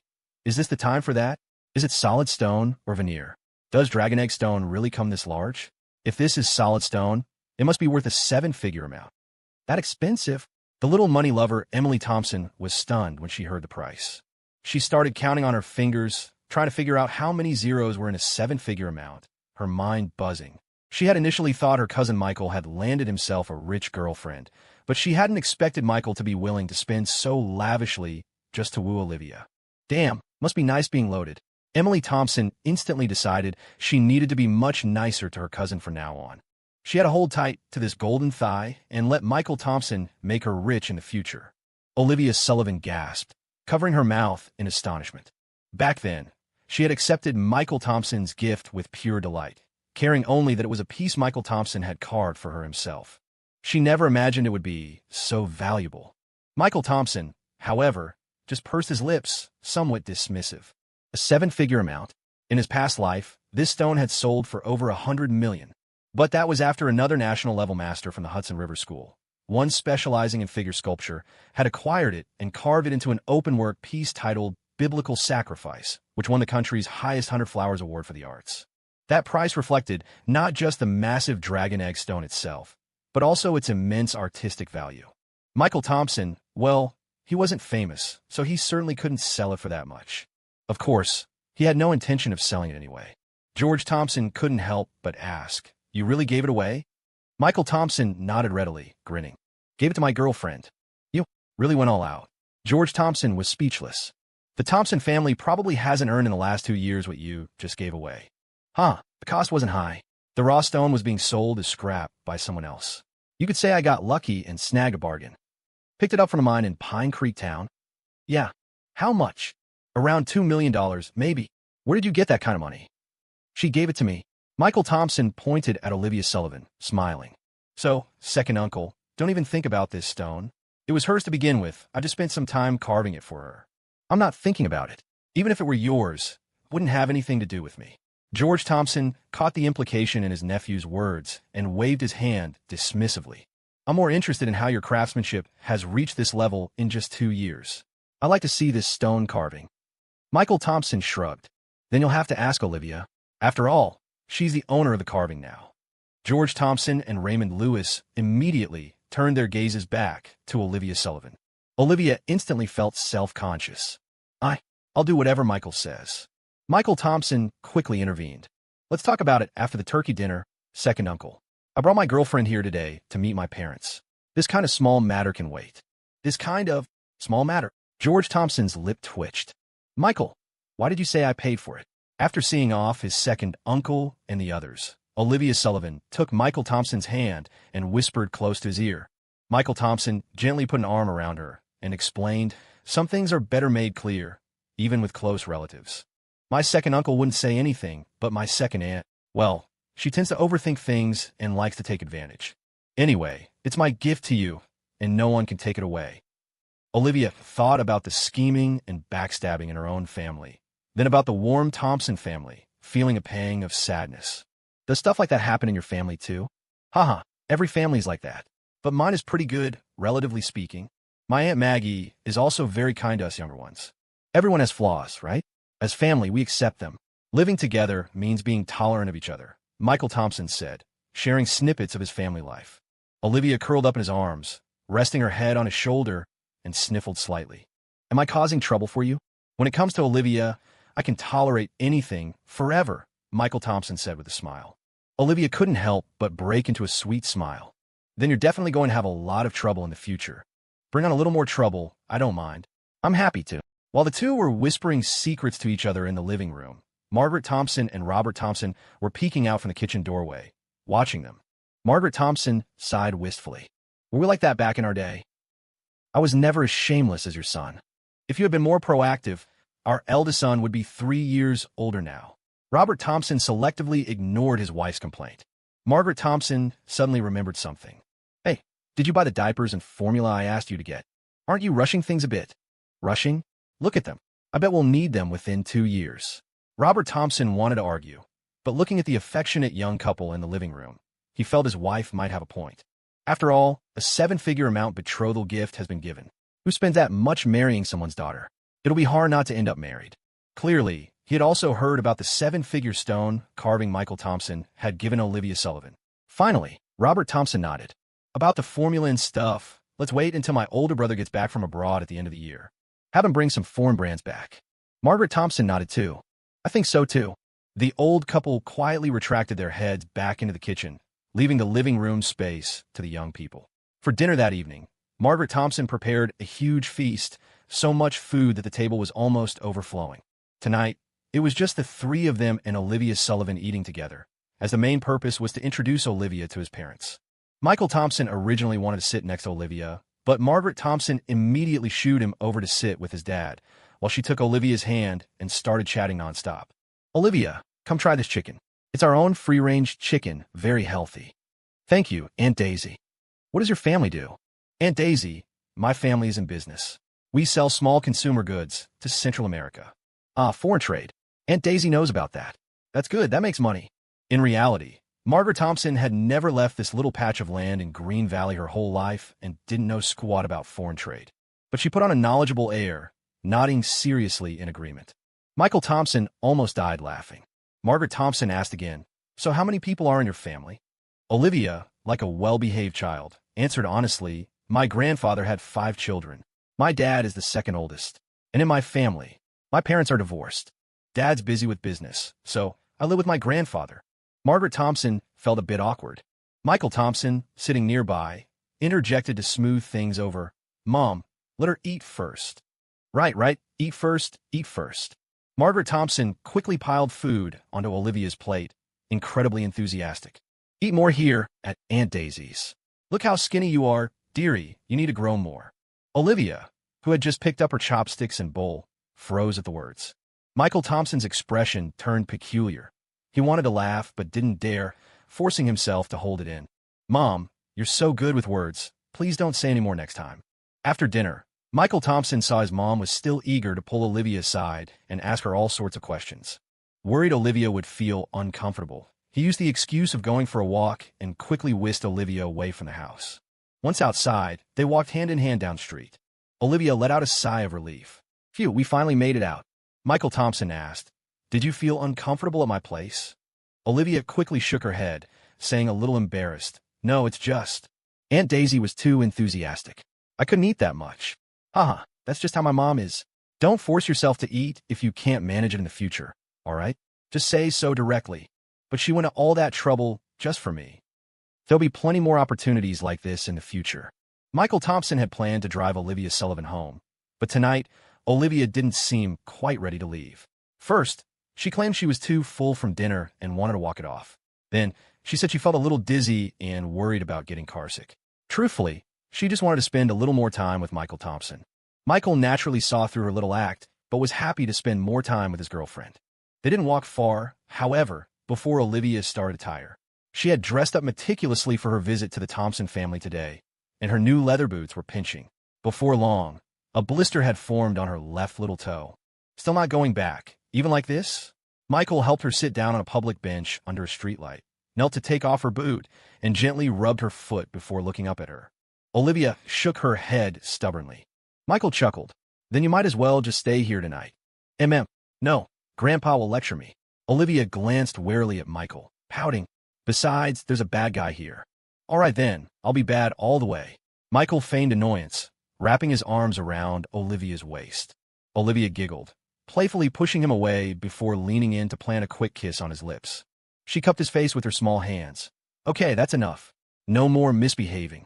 Seeing he still looked a little eager, she quickly grabbed his hand, changing the subject. Oh, right. That Chinese cultural exhibition today. Are you going to participate? Michael was actually quite interested, but after a moment's thought, he shook his head. I can't. Never mind the skill, I don't have the qualifications. But didn't my grandpa sponsor it? Olivia wasn't ready to give up. I'll ask Grandpa to figure something out. Michael watched her look of quiet determination, gently pinched her nose, and smiled. Why are you so insistent? I want everyone to know how amazing my boyfriend is. Haha, your boyfriend is already amazing, Michael acknowledged cheekily, but still declined with a smile. Let's forget it.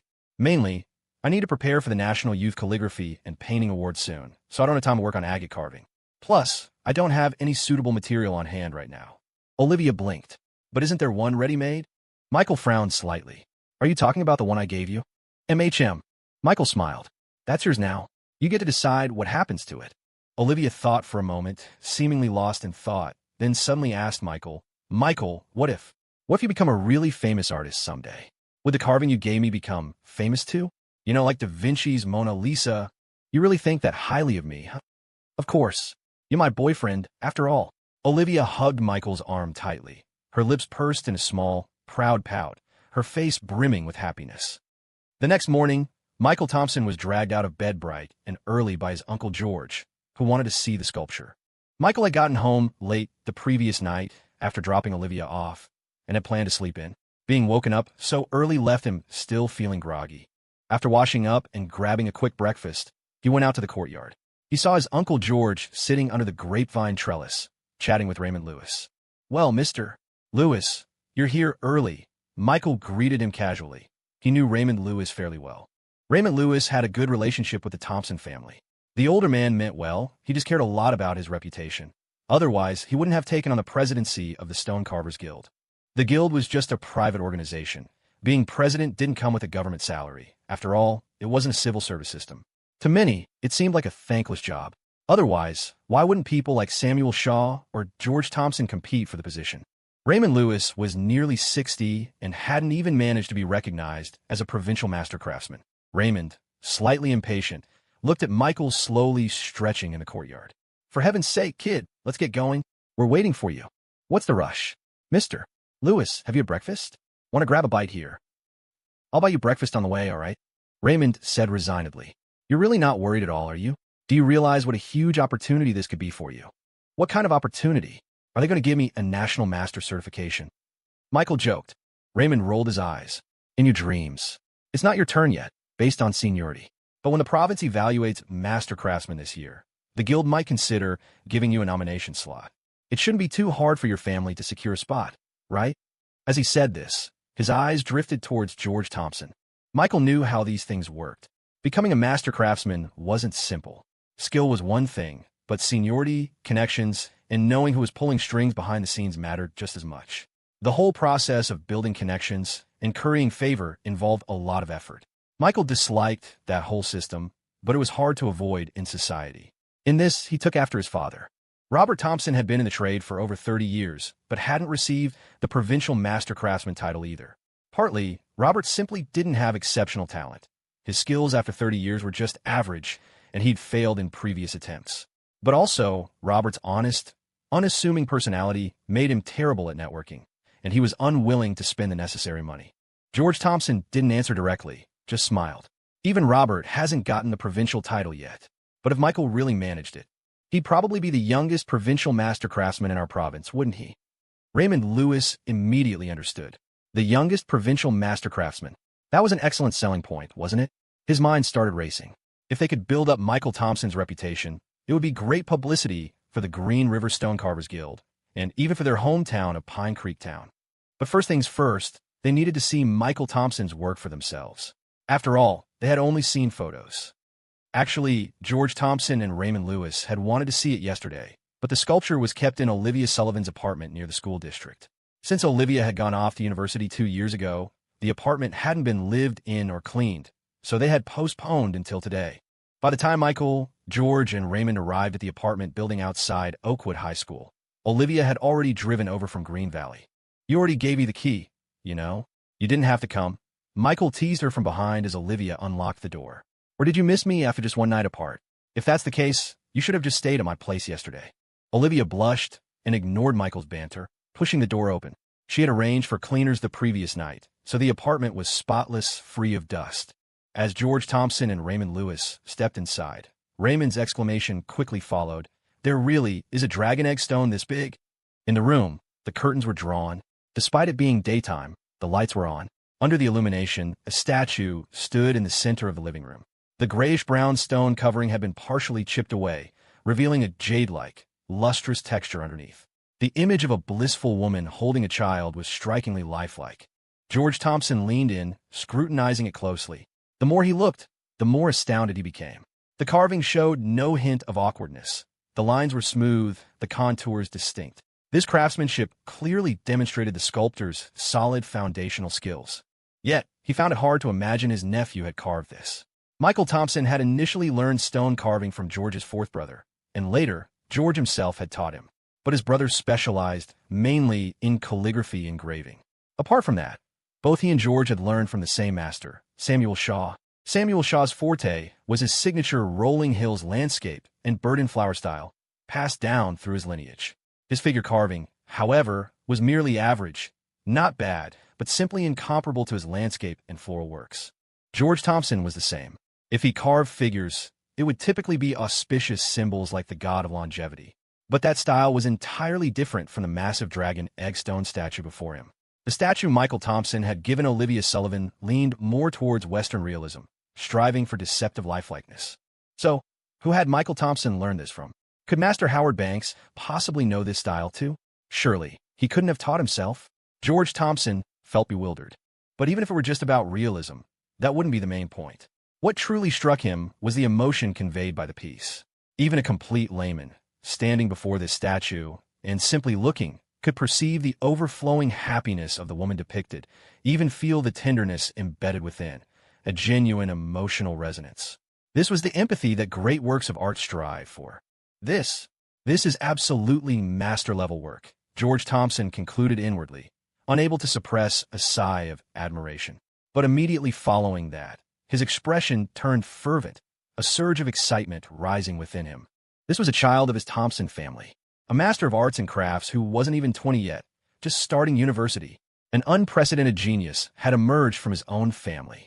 Just how amazing was the fortune blessing their family cemetery? Was a true dragon rising among them? Perhaps the next master hailed as a national treasure would come from their own house. George Thompson had initially felt Michael Thompson was too young, but now he made a crucial decision. During this year's provincial selection for Masters of Arts and Crafts, he absolutely had to nominate his own nephew. Unlike George Thompson, who focused on the statue's carving technique, Raymond Lewis was more interested in the material itself. The old man crouched down, holding a small flashlight, pressing it against the stone occasionally to examine the texture of the inner material.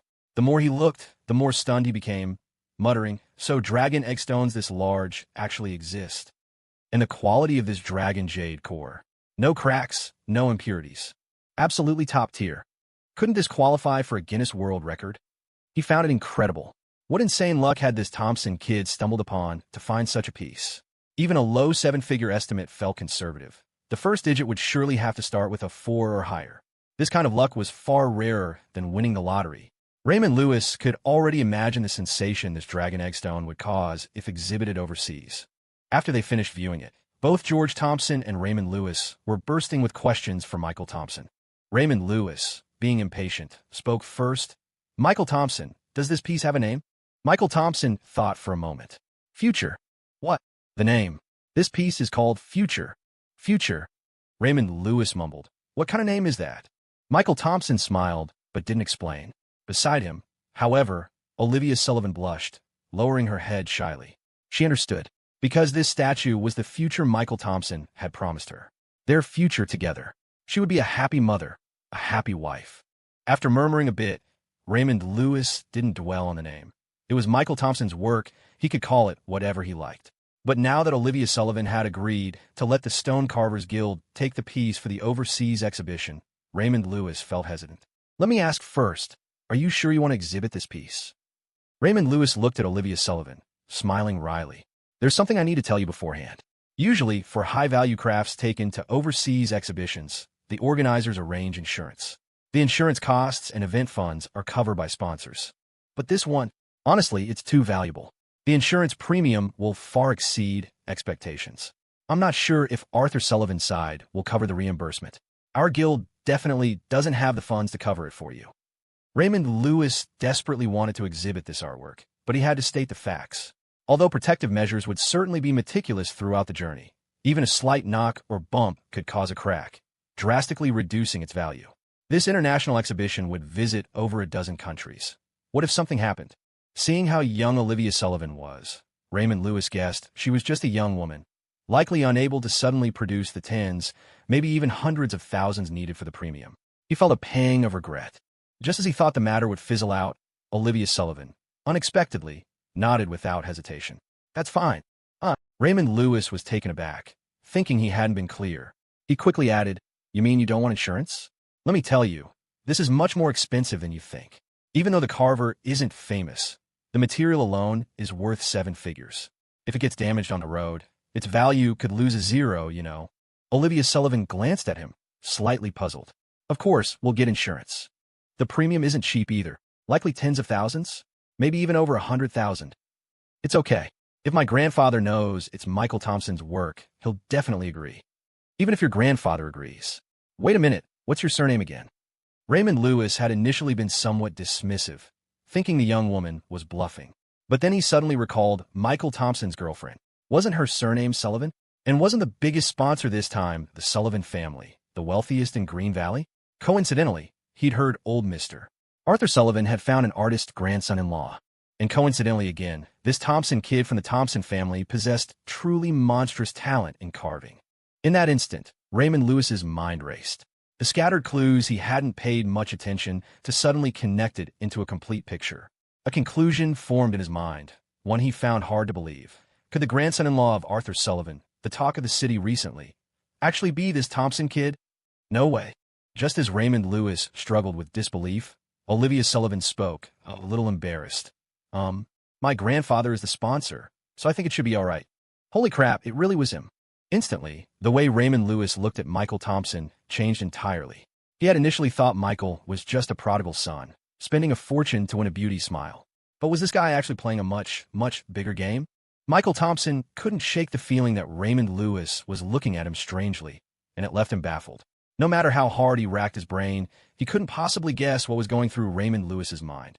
Putting the statue up for exhibition had been Olivia Sullivan's decision, and naturally, Michael Thompson had no objections. The follow-up arrangements were mostly handled by the Stonecarvers Guild, saving them the trouble. Once that matter was settled, Michael Thompson spent his time painting at home. The Thanksgiving break wasn't long, only 7 days in total, and it flew by quickly. To help Olivia Sullivan better integrate into his family, Michael Thompson came up with an excuse, saying he wanted to paint a proper portrait of her, and invited Olivia to model for him at his house. Little Olivia, having already met his parents, felt a bit shy about going over again. Initially, she made excuses, but Michael Thompson would just drive into the city to pick her up. Each time, she somehow ended up dazedly following him back home.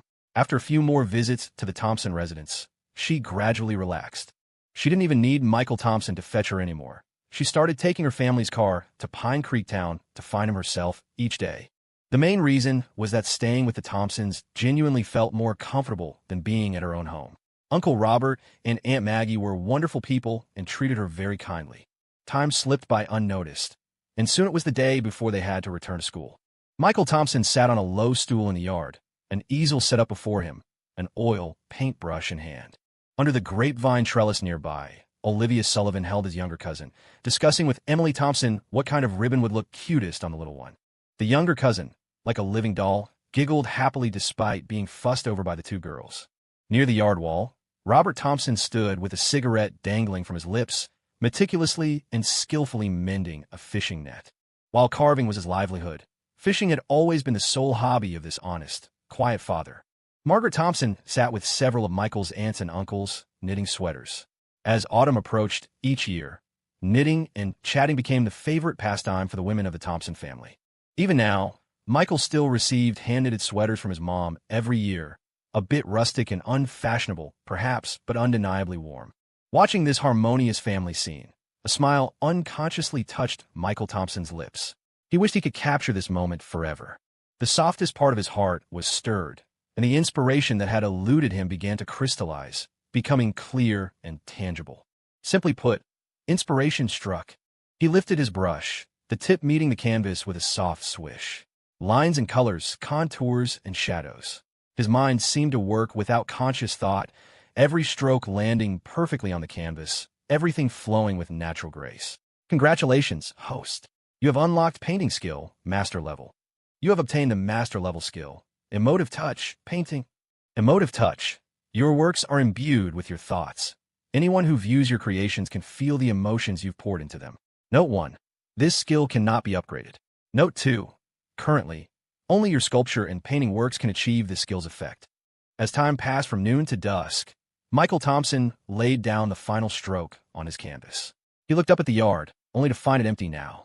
The sun was setting behind the low hills in the distance, painting half the sky in fiery, crimson clouds. The early autumn evening still held a touch of lingering heat. Yet, within Michael Thompson's heart, there was a profound sense of release and exhilaration.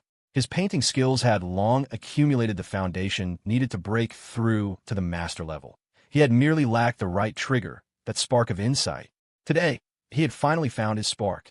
Michael Thompson gazed at his painting, at the yard depicted within it, at the people immortalized there. His eyes softened. He reached out, gently stroking the still damp canvas, murmuring softly, "The Thompsons." Just as he stood there admiring his work, Olivia Sullivan poked her head out of the main house door. Holding a pair of chopsticks, nibbling on one end, she scanned the yard before spotting him. "Michael Thompson," she called out. "Aunt Maggie says it's time for dinner. Come on in. Aunt Maggie made fish stew tonight. It's delicious." Evidently, the little glutton had already snuck a taste. Back at her own home, Olivia was always perfectly behaved and would never dare sneak food from the kitchen before it was served. But here at Michael's house, her inhibitions had loosened, revealing an even more endearing side to her personality. Hearing Olivia's call, Michael snapped back to reality. He smiled and waved her over. "Come take a look. You finished it." Olivia's face lit up with a delighted smile, and she hurried over eagerly. She knew Michael had been struggling with a creative block the past few days, starting several paintings only to discard them half-finished, seemingly unsatisfied. Olivia had thought it was a pity. She found them all quite beautiful. But today, Michael's demeanor was clearly different. It seemed he had finally created something he was happy with. Michael stepped aside as Olivia approached, allowing her a clear view of the entire painting. The moment Olivia saw it, she froze. In the painting was a warm, loving family scene, and she was in it. The master-level emotive touch infused the artwork with the creator's feelings, and what Michael Thompson cherished most in his heart was his family.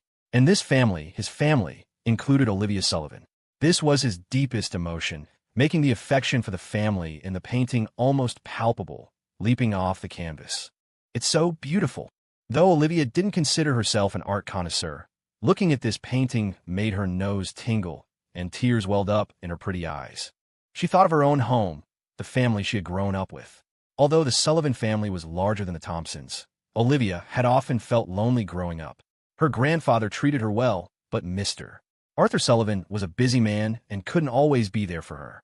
So, most of the time, she was alone. But now, in this painting, it was as if she saw another family for herself.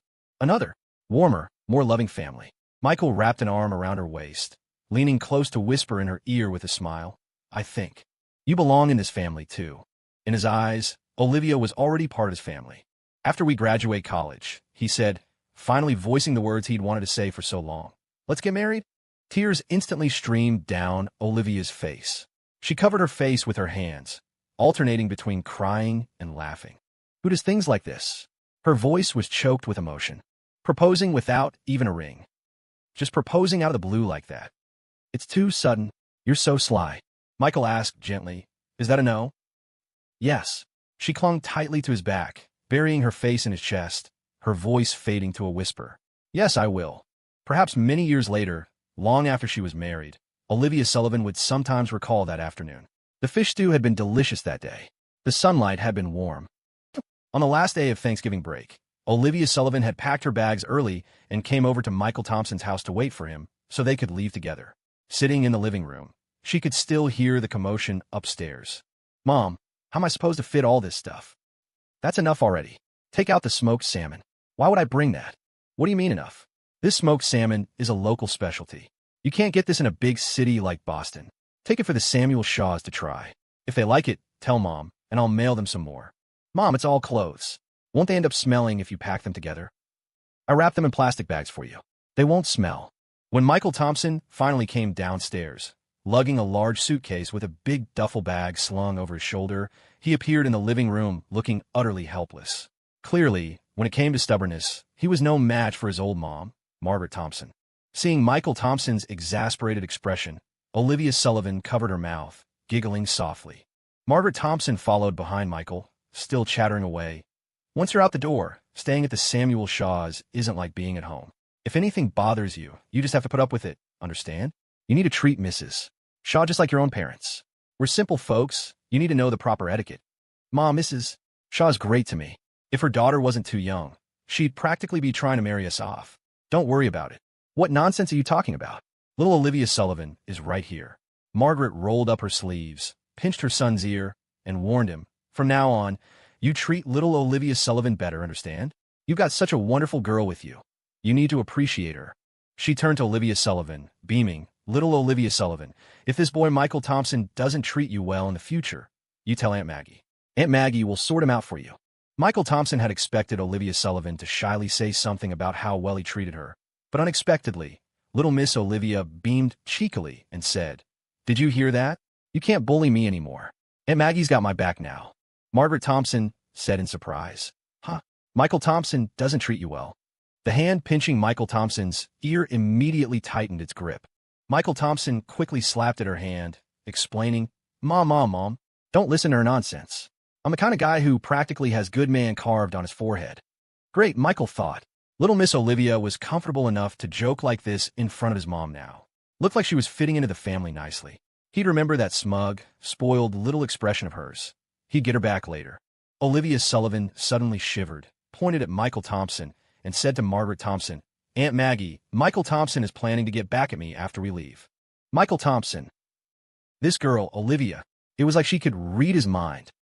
After having lunch at the Thompsons, Michael Thompson and Olivia Sullivan finally set off back to school. Robert Thompson drove them personally, and Emily Thompson hitched a ride with them to the train station. The return journey was just as arduous. Mainly because Green Valley had neither high-speed rail nor an airport, they had to take a regular train to Riverside City, transfer there to a high-speed train to Shanghai, and then catch a flight from Shanghai to Boston. If they didn't want to deal with all the transfers, they could take a bus directly to the Shanghai airport, but that would take much longer, a full 8 hours on the bus. Michael Thompson and Olivia chose the first option. They left at 11 in the morning, but it was already past 8 in the evening by the time they arrived in Boston.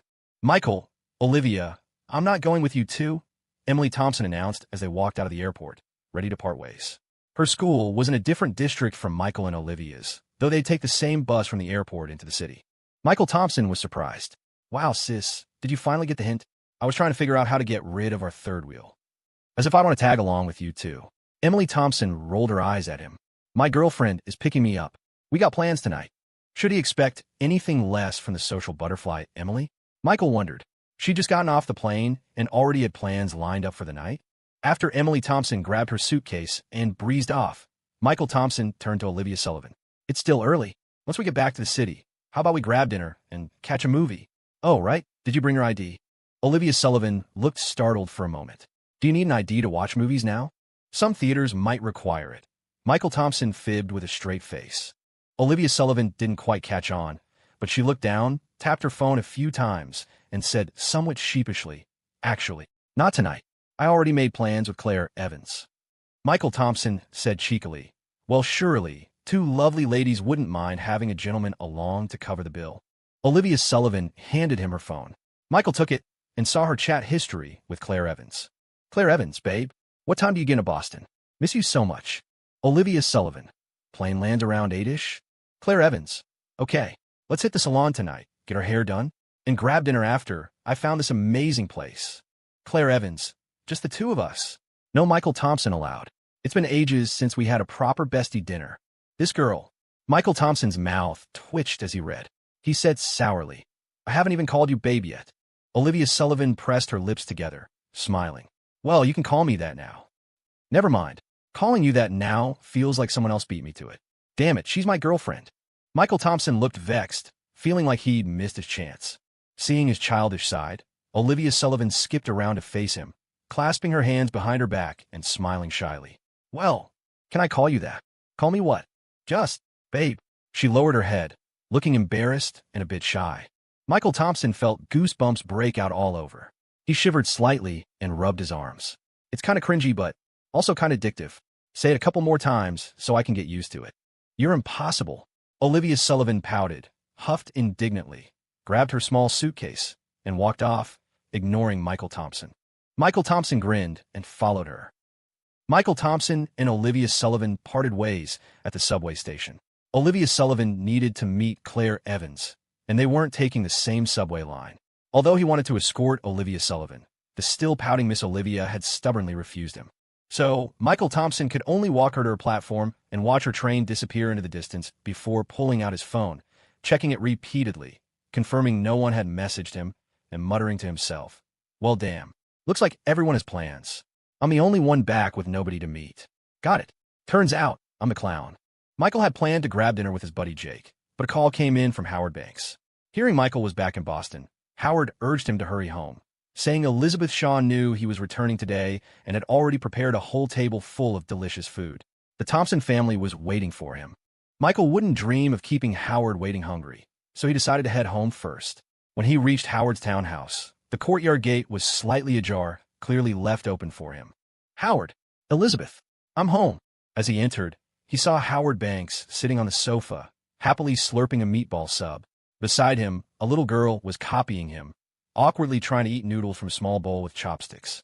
Michael dropped his luggage and complained playfully, "Hey, you didn't wait for me. If I waited for you, my stomach wouldn't forgive me. Had to get something in me first." Howard chuckled, then looked past Michael. "Didn't your girlfriend come with you? I thought you two would be together. She went out to eat with friends today." "The moment I heard you call, Howard, I dropped everything. Didn't even stay with my girlfriend, and came straight home," Michael said, shamelessly twisting the fact that Olivia had ditched him into a story about choosing Howard over his girlfriend as he knelt to unpack his suitcase. Howard Banks knew his apprentice's character all too well and scoffed. "Oh, give me a break. You're the type to always choose beauty over duty. Lucky for you, you're not a player. At least you stick to one girl." Though he was being teased, Michael grinned, taking it as a compliment. He pulled out some gifts his mother had asked him to bring. "Elizabeth, Mom sent over some smoked salmon. Should I take it to the kitchen?" Elizabeth Shaw poked her head out of the kitchen, beaming. "Oh, look at you. Just coming home is enough. You don't need to bring gifts when you come to our home. And your mother, too. Always so formal. Don't bring anything next time, okay?" "It's nothing expensive," Michael said, carrying the salmon into the kitchen. "Just a local specialty from back home. Thought you might like to try it." He then took a carefully wrapped bottle out of his suitcase, unwrapped the bubble packaging, checked it, and handed it to Howard. "Howard, I brought something for you, too. Herbal liqueur. I brewed it myself." "What did you bring this for?" "I don't really drink. It's medicinal wine. Good for your health. Warms you up, boosts circulation." Michael leaned closer to Howard and lowered his voice.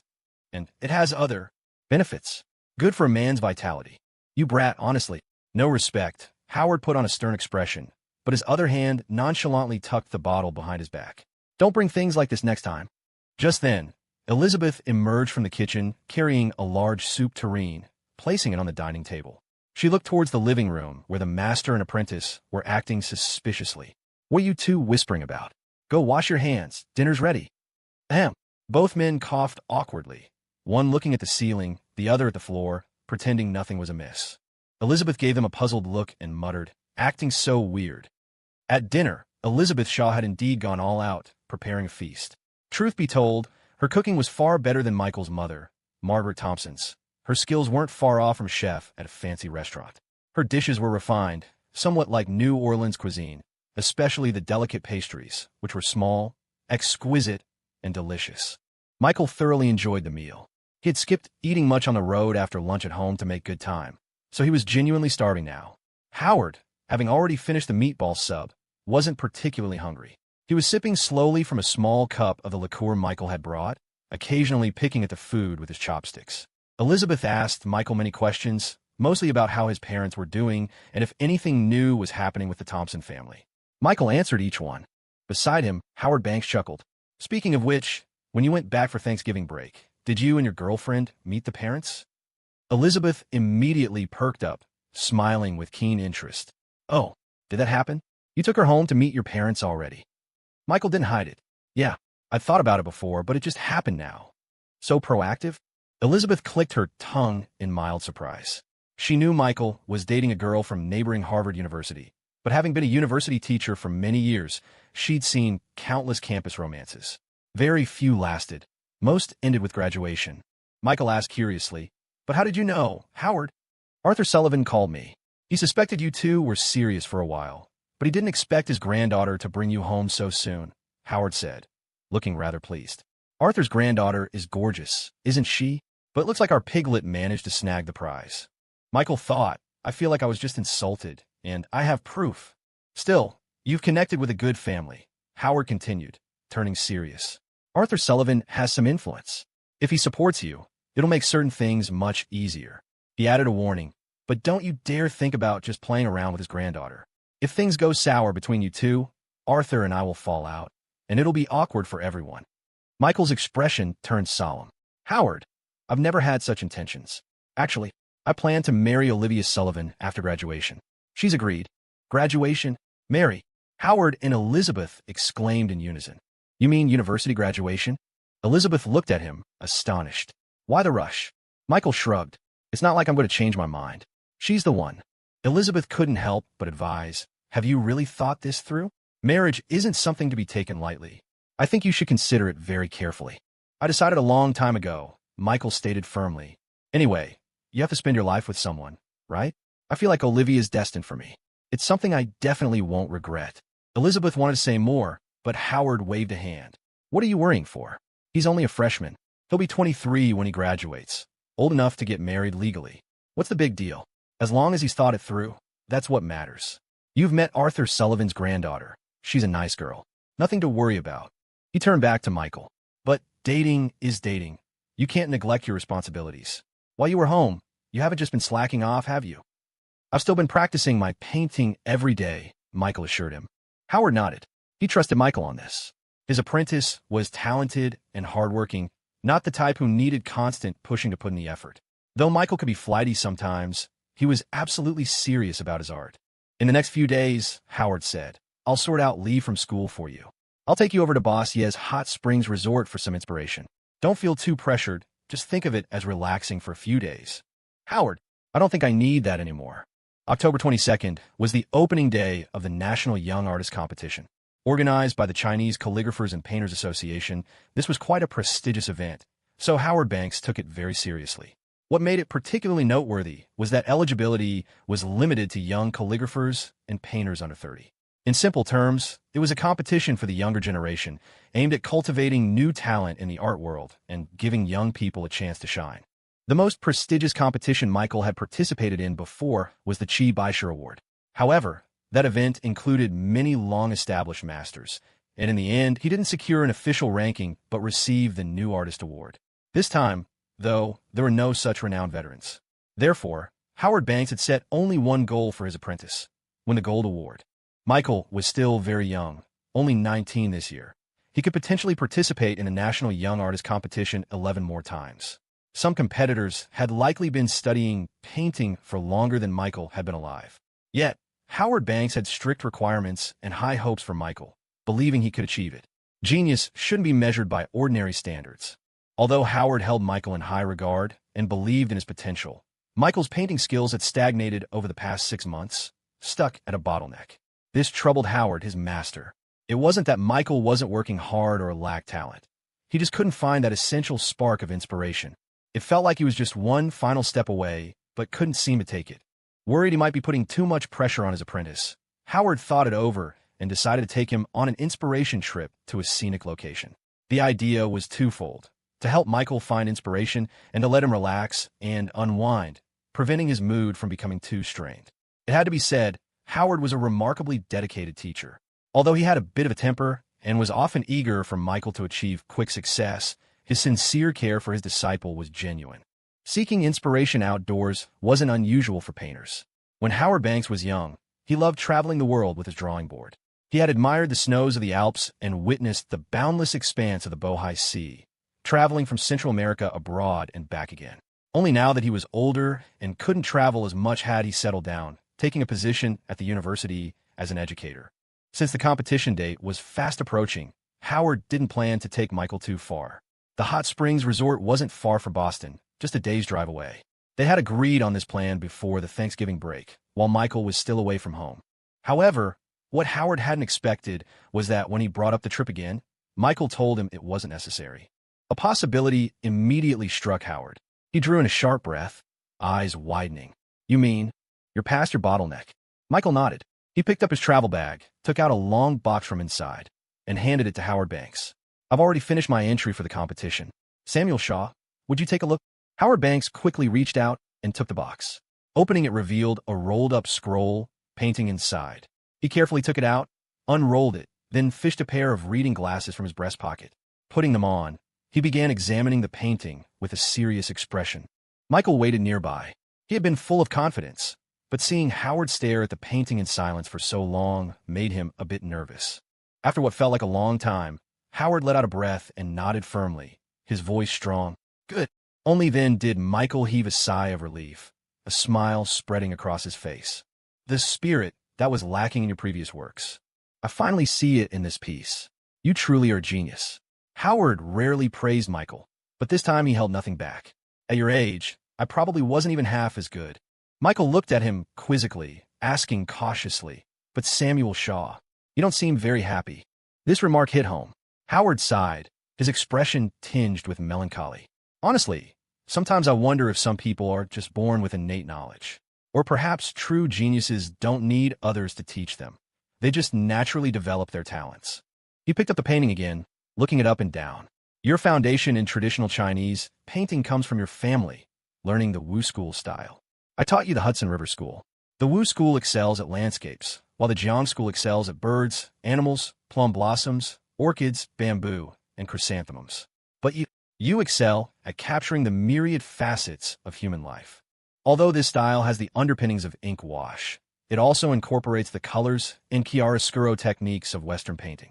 Michael, you're an unconventional talent. In carving, you surpassed your painting skills through self-study. And in the Jiang School style I taught you, you've managed to integrate the strengths of various schools, something I couldn't possibly teach you. Looking at this painting, I can't help but think that I, as your master, perhaps haven't helped you much. Howard genuinely felt a sense of inadequacy. He had devoted himself wholeheartedly to Michael's instruction, never slacking off. Yet, seeing Michael's skill, he often felt his contribution was minimal. His apprentice learned so much on his own. Perhaps this was the peculiar frustration of mentoring an exceptionally prodigious talent. However, Michael knew his own situation. He wasn't quite that prodigious. He already possessed a strong foundation in painting from his previous life, having reached a level sufficient to hold exhibitions abroad and gain considerable fame. His original background was in Western painting. Learning traditional Chinese painting in this life, he hadn't discarded his foundation but naturally merged the two. Furthermore, although his system was mostly unobtrusive, it functioned perfectly as a learning machine, providing him with the best guidance and ample time. A single night's dream training session for him was equivalent to 80 hours of intense, focused study for someone else, an incredibly high learning efficiency. Combined with his inherent talent, achieving such results wasn't surprising at all. Howard's comment, perhaps some people are just born with innate knowledge, was just a sigh of emotion. But inadvertently, it hit upon the truth of Michael's situation. Michael shook his head. Samuel Shaw, how could you think that? A foundation isn't built out of thin air. I'm not an ungrateful person, nor would I lie. Without you, Samuel Shaw, I probably wouldn't even be on this path of painting. Howard was just being unnecessarily sentimental. Hearing Michael's words, he realized it made sense. Most importantly, having a brilliant student was far better than teaching a poor one. Thinking this, he felt a sense of relief and pride. All right, leave the painting with me. I'll have it mounted in the next couple of days and submit it for judging. Howard kept the painting, placing it back in a long box. Only then did he remember to ask, by the way, does this painting have a name? Yes. What is it? Home.